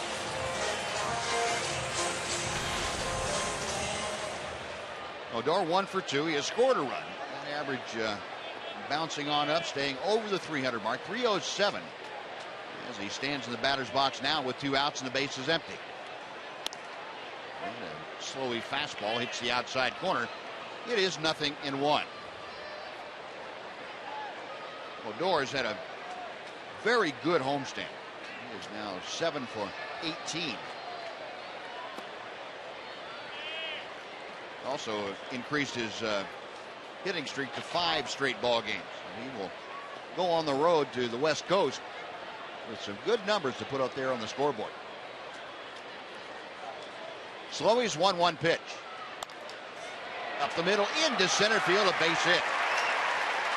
Rougned Odor with his second hit of the night. He is aboard with 2 outs. And it will give Michael Choice a chance here in the 6th. Odor definitely showing the ability to put the bat on the ball. He's only walked a couple of times. I think both walks came in the same game.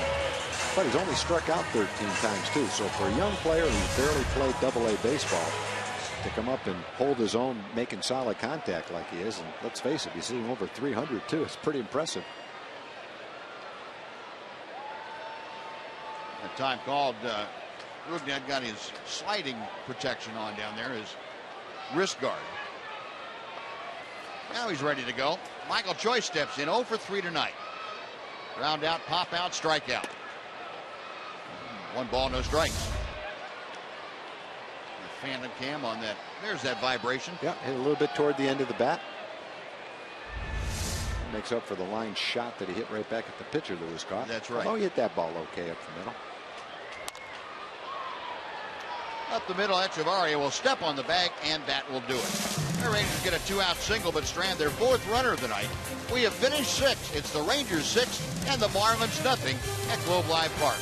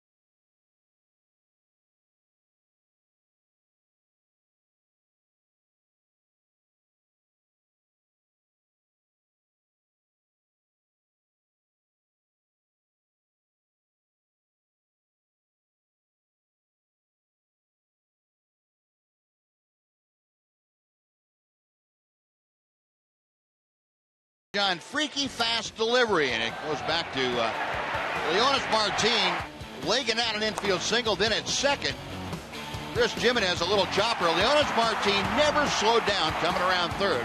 He's able to score all the way from second on an infield base hit, and that is a freaky fast delivery by Leonis Martin and Chris Jimenez and Jimmy Johns. And we'll take a look at the 4-game summary tonight. Rangers 4 in the third, 1 in the fourth, 1 in the fifth, and they are on top 6-0. Shin-Soo Choo 2 for 3 with 4 RBI tonight. Meanwhile, Yu Darvish is shutting out the Marlins. Couple of walks, 6 strikeouts in 6 innings of work, and just 4 hits allowed. He is ready to go to work in the 7th inning. Marcell Ozuna will start things off. Ozuna, the number 6 hitter in the Marlins order, is flied to center and struck out. And a breaking ball drops in for strike 1. Ozuna at 263 now. Darvish back to the plate. 0-2. Darvish, since the first hitter in the first and first hitter in the second, really gotten back in order as far as getting ahead of hitters. He's done a very good job tonight. Just 84 pitches to this point. 54 of them strikes. 0-2.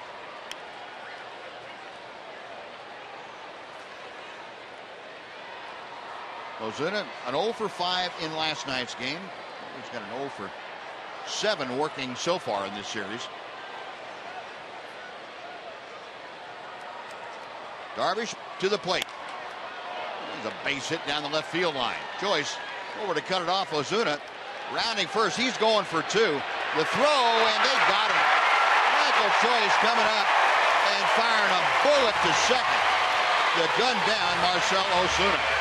Well, it probably looked like a pretty good idea at the time. They might wait it out and see whether the challenge is worth it. But Michael Joyce went over, cut the ball off, and made a nice, accurate throw. We'll get a better look as to whether there's a chance to look at it on replay. Second base umpire is Hal Gibson. He's right on top of that play. This should tell the story. Right there. I'm going to call you out, son. Yep. That's what the call was on the field, and I don't think there's enough to overturn it based on this. Right there, he got him. Yeah, you are out. Mike Redmond's going to hang out there just a little while longer. And now he gets the word from the bench. Nice talking to you, Hal. Yeah. Nice call, by the way. That's one for you tonight. Yeah, great call by the second base umpire. We've seen all the angles in slow motion. It's an extremely close play, and he had it right from the start. Sure did. Good call, Hal. And Michael Joyce, second assist of the year, gunning down Ozuna to start off this 7th inning. Boy, and you see every time now, every Ranger outfielder out there, they get to a ball, they come up throwing to the base, and they are so good with it, so accurate. Gary Pettis has them all out a couple of times a week doing that, and it really pays dividends. First ball swinging. Justin Bour will foul that back and out of play behind home plate. I think Ozuna was a little bit surprised at that throw and how close it was, and the fact that he was out.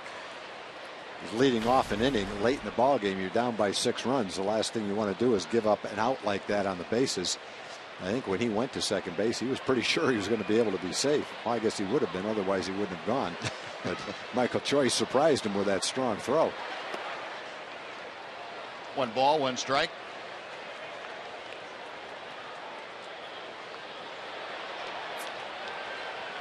The Rangers, whether they have Joyce out there or whether it's Chu in left field. Of course, we know about Leonis Martin in center, his arm, and of course Alex Rios, his arm in right field. A good throwing outfield for the Rangers. 2-1. Now the count to Bour. Bour has struck out both times that he has faced Darvish tonight.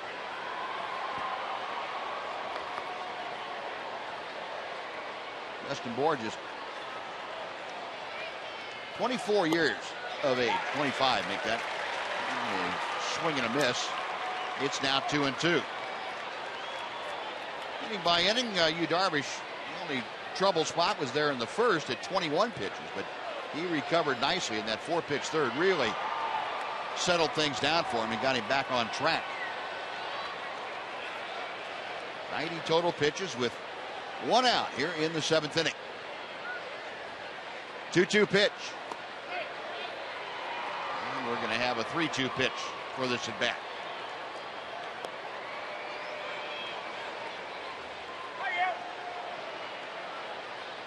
More called up from AAA New Orleans on the 4th of the month, so 7 days ago. 3 for 5 with a couple of runs last night. He was a potent force in that Marlins lineup. Chops it foul. We'll come back and try it again.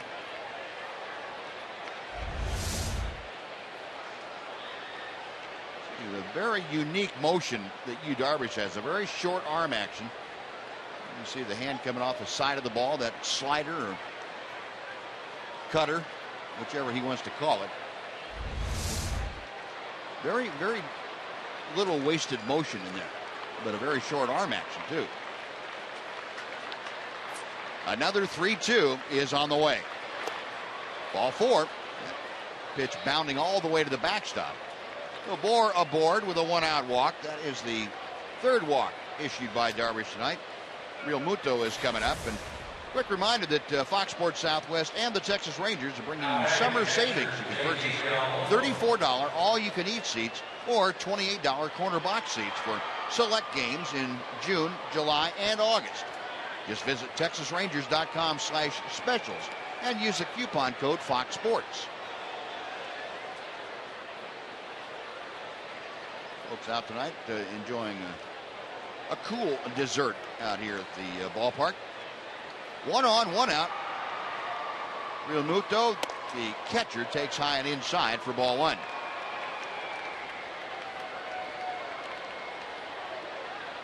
Oklahoma native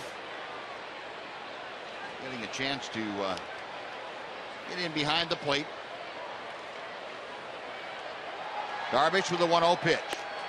That's tight. 2-0. Muto made his major league debut on the 5th, 6 days ago. Started a catcher against the Tampa Bay Rays and had a 2-run single in his second at bat for his first major league safety.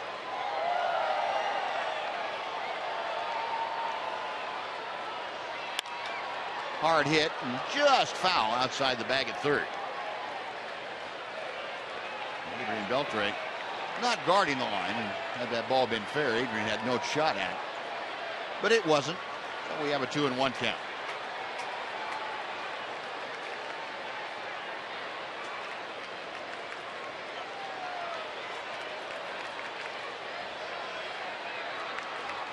Darvish approaching the 100-pitch level here tonight, showing no signs, however, of losing any steam. Back to him, to second, they get 1 on to first, double play. Thank you very much. A 1-6-3 double play, second Ranger double play of the night. And it's time for the stretch at Globe Life Park. Darvish and the Rangers maintain a 6-0 lead over the Miami Marlins.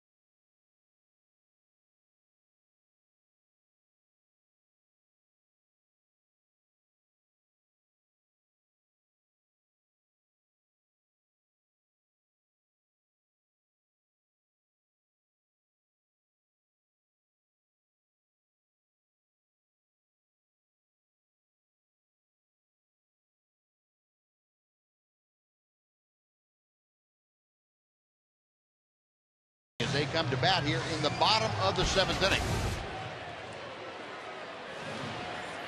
And our AT&T fan photo of the night. I'll show you the shot from Tracy. Cute little pooch all decked out in the Ranger red. Tracy, thank you very much for that photo. And folks want to tweet your photo, use hashtag Southwest Fan Photo. We'll throw it in the hopper, see if we can't select it, get it on air for you during one of our telecasts this year.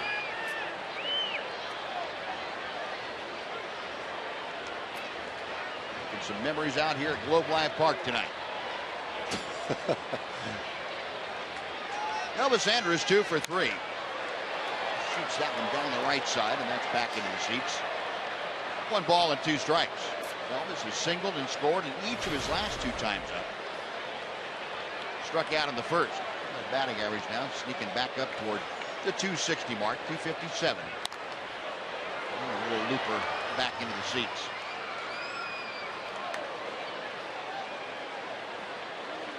Rangers finishing up this 9-game homestand tonight. Have tomorrow off. They will wing their way out to the West Coast. And Elvis pops one down the right field line. It's falling in a hurry. A trio of Marlins over there. Nobody can grab it. Stanton plays it on a hop, and Elvis has his 3rd hit of the night. Well, you hit that ball, you feel it go off the bat, you see it go straight up in the air, and your first reaction is, well, there's an 0 for 1. And then you watch it unfold, you see that the right fielder can't get there, the first baseman can't go straight back and get it, and the second baseman has too far to go, and you watch it drop in, and all of a sudden that feel of despair turns into, all right, 3rd hit of the game. Feeling pretty good right now. I'm saying, boy, I smoked that thing. I sure did. Here's Shin-Soo Choo, and first ball swinging. Hits it high in the air to deep left center field.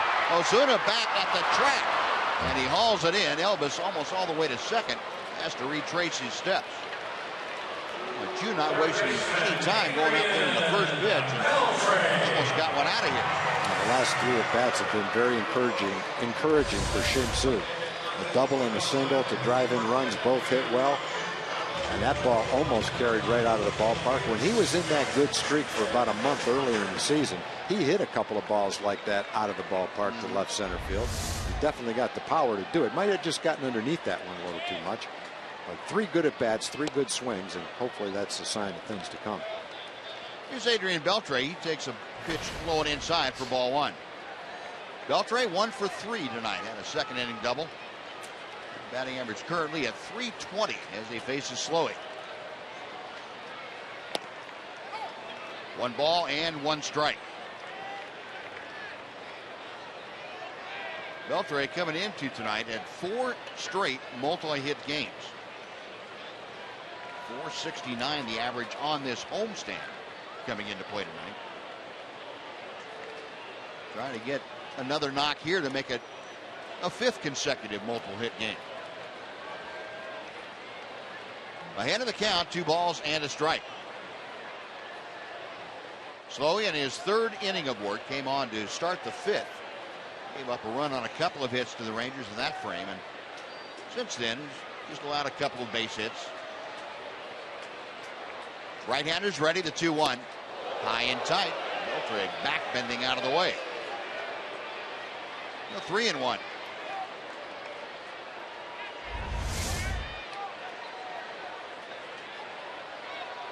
A bit of a low bridge. That's when Ian Kinsler would have just stood there and let it go about an inch next to his helmet to get by him. Everyone else would be doing just what Adrian did, and that's dive out of the way. Nice play by the big guy in the front row of the 2nd deck in front of us. Barehanded that thing. People all around him with gloves, but he didn't need one. Those meat hooks. He just snatched that thing out of the air. He did. Now the 3-2. Check it out. Coming back pretty fast. Boy, he did. They just disappeared in the middle of that claw. Kids are pretty proud of him. He's feeling pretty good about it himself. That last pitch Adrian fouled off looked like a pitch some people might have ducked out of the way of. He took a full swing at it. And another foul ball straight back. Guy got to catch another one. Oh, he got his hand on it. Oh, no. He's got Adrian played perfectly. He got his hand on this one.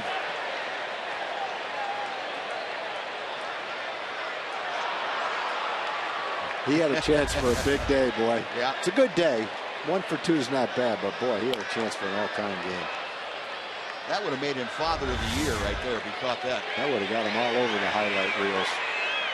Oh, man, he had that thing, too, boy. He just didn't squeeze it. Look at his kid. Look at his kids watching. Oh, Dad, come on. How'd you miss it? Come on, man. Went from high fives to... Yeah. Kids are wondering what happened. I would have caught that one. Dad, I had my glove on.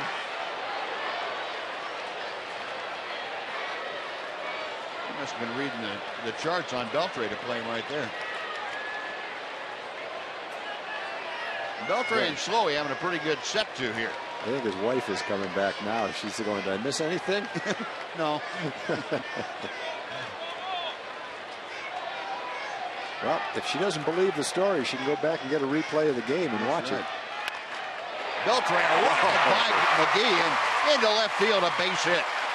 Well, there's your 5th consecutive multiple hit game for Adrian Beltre. You got 2 on and 1 out for Alex Rios, and let's check in with John Radigan again. A Mazda game break. John?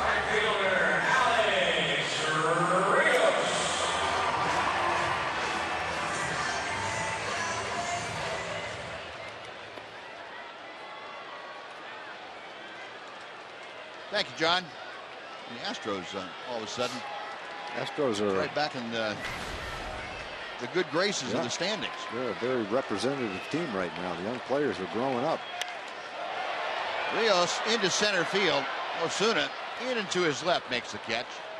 That is out number 2, and Alex Rios now 0 for 4 tonight. A rare 0 for in the last 6 weeks or so for Rios.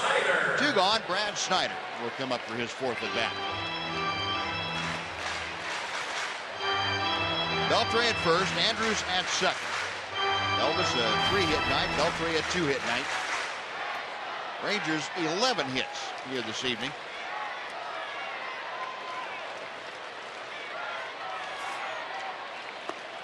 First pitch is low for ball 1.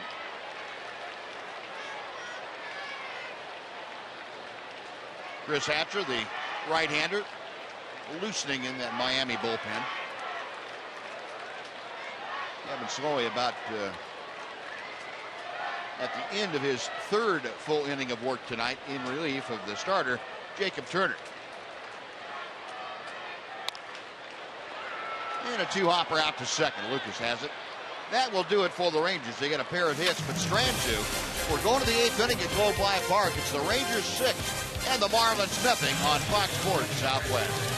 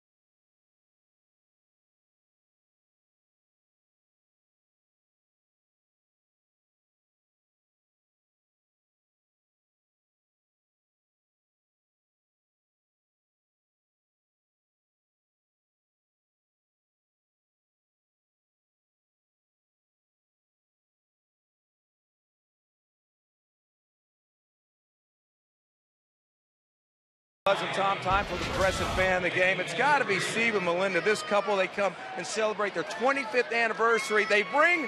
Steve brings his mother-in-law, Meemaw, to the game. Steve, you're living the life watching baseball and bring the mother-in-law on the 25th anniversary. There's nothing better than a Ranger game, 25 years, and bringing the family to a Ranger game. There we go. Meemaw, what do you think about Steve?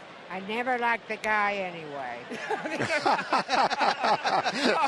All right. In spite of the Ranger way game. To go. Well, there you go. Appreciate it, Steve. Fan of the game. Way to go.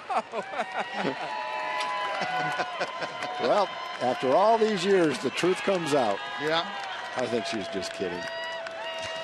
Daughter said, why'd you say that? Nazi gets the truth out of people there. Oh, man. Yu Darvish back to the hill to start the 8th inning. Echevarria takes a strike. Adina Echevarria is 1 for 2. He had a soft single to left field his last time up. 256 the average. The Marlins with 5 hits in the first 7 innings against Darvish. A rip and a miss. It's 0-2.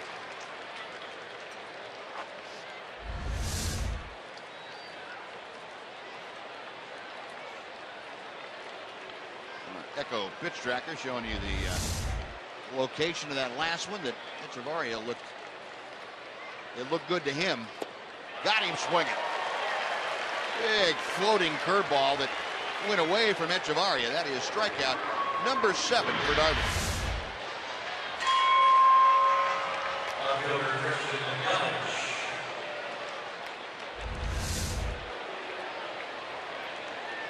A 1 away here in the 8th and back to the top of the Miami order. Christian Yelich, who is 1 for 2.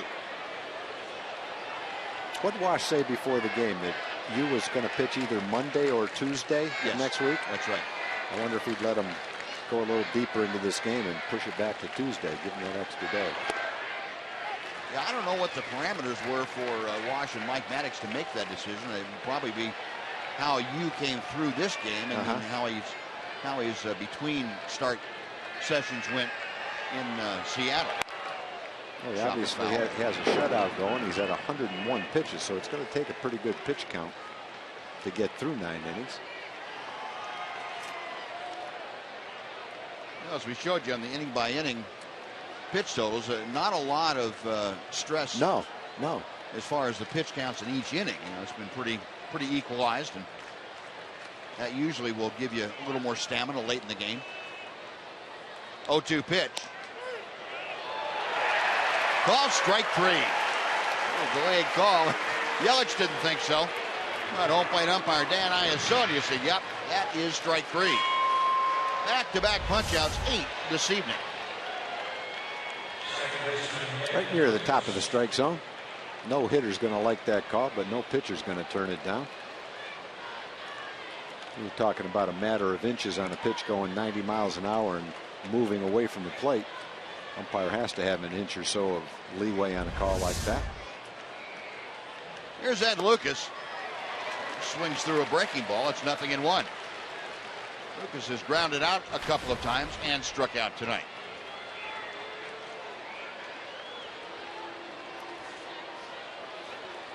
Darvish, next pitch. The breaking ball drops in. Kind of like the last game, Buzz. As the game goes on, gets late in the game, that breaking ball is getting sharper and sharper. Sure is.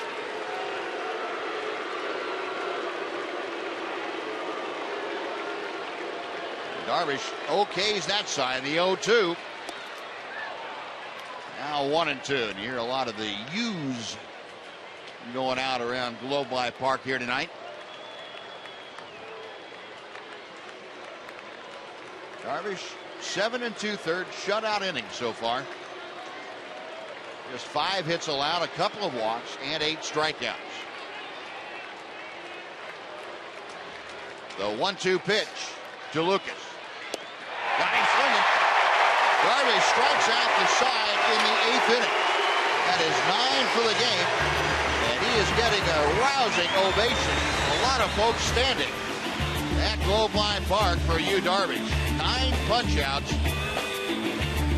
And we will go to the bottom of the 8th. 6-0 Texas.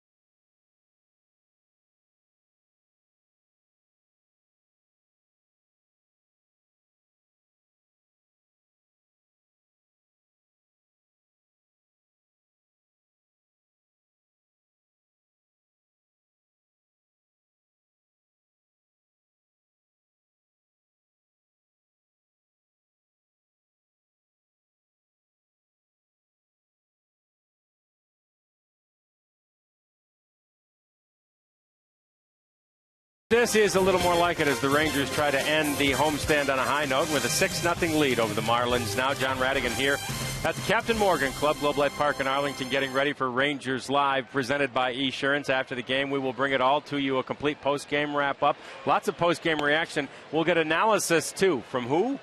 Well, from Mark McLemore. Look at him sitting right there. He may even lean into a camera or two. Look at him. Yeah, like that. Yeah, I like that. Podge is going to join us, too. He looks Rangers more like Live. Looks more like a sports writer, John. He's over here writing a novel. He's got one. Look at him. He's been here all night. Other than the fifth inning with you guys. Doctor of defense. We're going to call him the professor now. Yeah, he looks like a professor over here.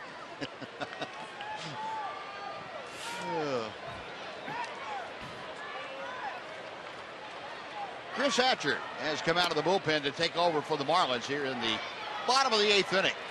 He was working to the bottom third of the Ranger order. Leonis Martin, who's 1 for 3, leading things off. Hatcher, the 29-year-old right-hander, fires a strike. It's 0-2. Numbers on the season, only the 8th game for Chris. He's had a couple of trials with the Marlins over the years. In tight, 1 ball, 2 strikes. Definitely got a good arm. 96 miles an hour with that last inside fastball.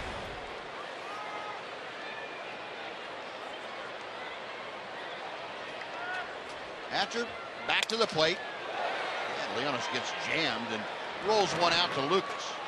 That is out number 1. Let's venture down and say hello to Jim Knox again. Jim? All right, Buzz, here he is, Matt from Mansville, along with his family. And let's see, take us through what happened last inning. Let's see, you got 1 foul ball that came up here.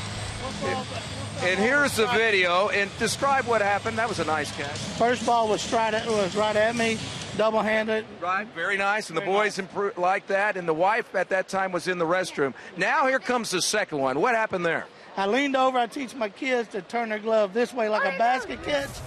And I did the same thing they do, turn them backside and miss it. So first thing they said was, hey, if you turn your glove over, you'd have had it. All right, man. Well, still a good night for you. You got 1 foul ball. Good to have you out here. And Angela missed the whole thing. She was in the restroom, your wife. It's normal. It's normal. It's normal. Thank you, sir. Thanks. Enjoy the rest of the game. Good stuff, Doxy. Thank you. Did I miss anything? Well, you must have. They're on TV. Chris Jimenez fouls off a pitch to stay alive at 0-2. Those are good seats for foul balls, too. Yeah. Anywhere down in front of us. A little bit off to the side, though. You have a better chance than straight back.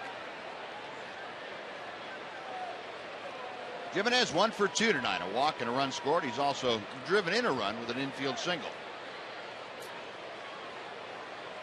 Hatcher back to the plate and calls strike 3. Boy, a nasty, hard breaking ball from Chris Hatcher, and that is out number 2. 87-mile-an-hour slider. That had some teeth on it. He's chewing on that outside corner. 2 away, and Rougned Odor now coming up for his 3rd at bat. Odor 2 for 3, a pair of singles. He has also scored a run that came back in the 3rd inning. Rangers 6 runs on 11 hits this evening. Marlins no runs on 5 hits. They have committed the only error. And Hatcher firing a strike. Odor's average up to 316. Getting up there in pretty lofty territory.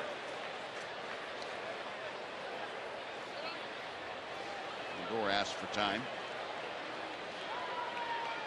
Rougned making his 24th start as a Ranger at the big league level. All of them at second base. Outside, 1-1.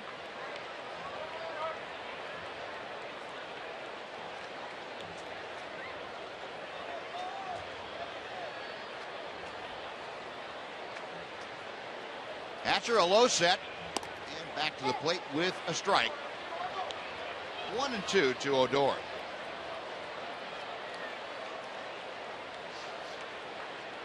We mentioned the Rangers finishing up this homestand tonight, an off day tomorrow. Then Nick Tepesch will open up things in Seattle on Friday night against Felix Hernandez.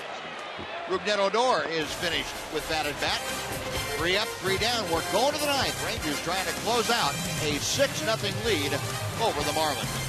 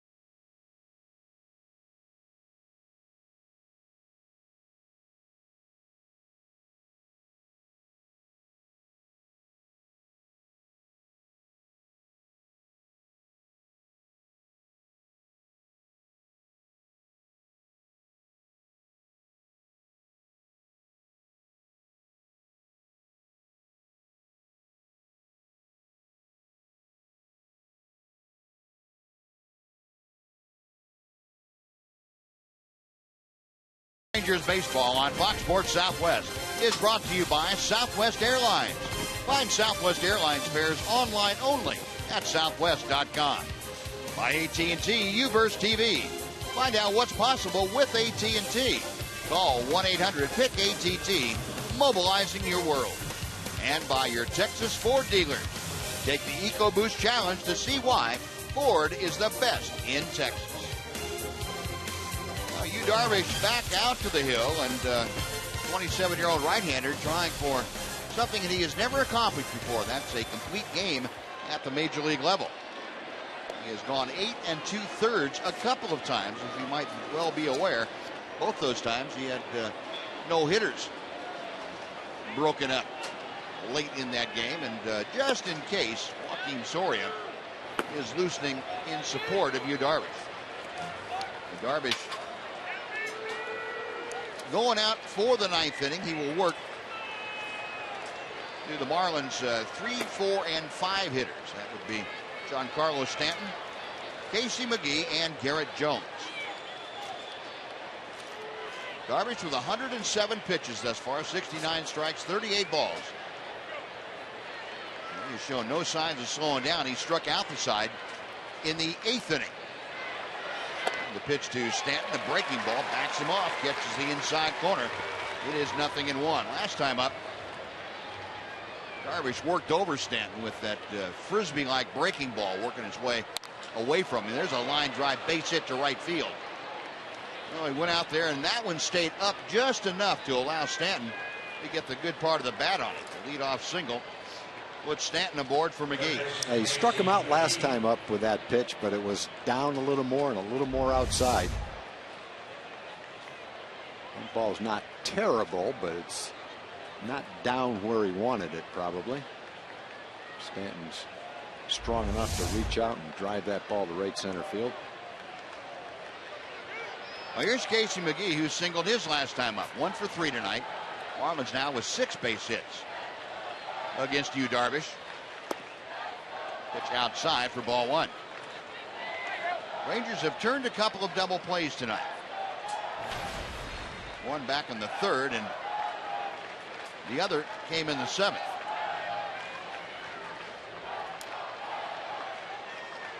The 1-0 pitch.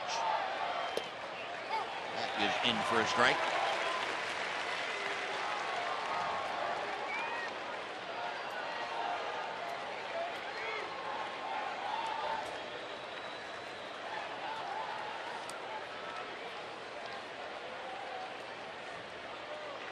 Darvish reading the signs from Chris Jimenez.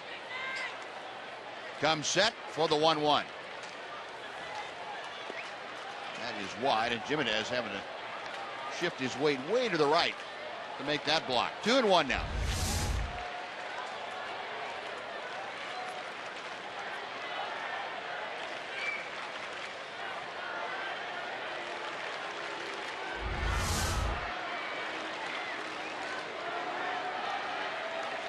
McGee waiting. Rangers looking for that double play ball at a middle infielder. And that might be it. Is that what you're talking about? Odor turns it, and that'll do it. 6-4-3. That erases the leadoff single. Bases empty, 2 away now for Yu Darvish. Well, I would think for a guy, any pitcher, Buzz, who's been a great pitcher like Darvish has been, getting that first complete game is a big deal, isn't it? I would think so. You know, it's changed a lot. I mean, the importance of that. It's changed a lot over the years, but still, I mean, there's a certain thing. He's been pitching now for 2.5 years in the United States, and to not have one, I think this would kind of complete things for him to a certain extent. At least get the monkey off his back. Yep. Could have an answer questions about it. Yeah. Here's Garrett Jones, and the crowd here at Globe Life Park now standing as Darvish fires a strike. Jones 1 for 2, singled back in the 4th inning. He's also walked. Darvish nods in agreement. The right-hander is set. The 0-1 pitch is on the way. Fouled away, and the Marlins now down to their last strike. He popped that last one at 96 miles an hour, so that was velocity-wise the hardest pitch he's thrown all day on his 115th pitch. And he's bearing down, trying to assure that complete game. Amazing what adrenaline does for you. Yeah. Yu is ready. And the 0-2. Oh, that just missed. 94 in painting. 1-2. Now,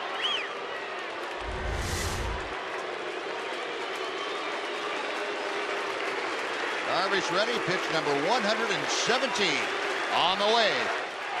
Got him swinging.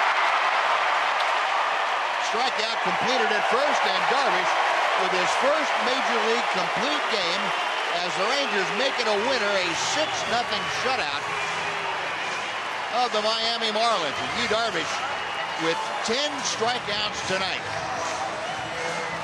A masterful game, his first complete game shutout of his major league career, and one that I would think would be followed by several more in the very near future.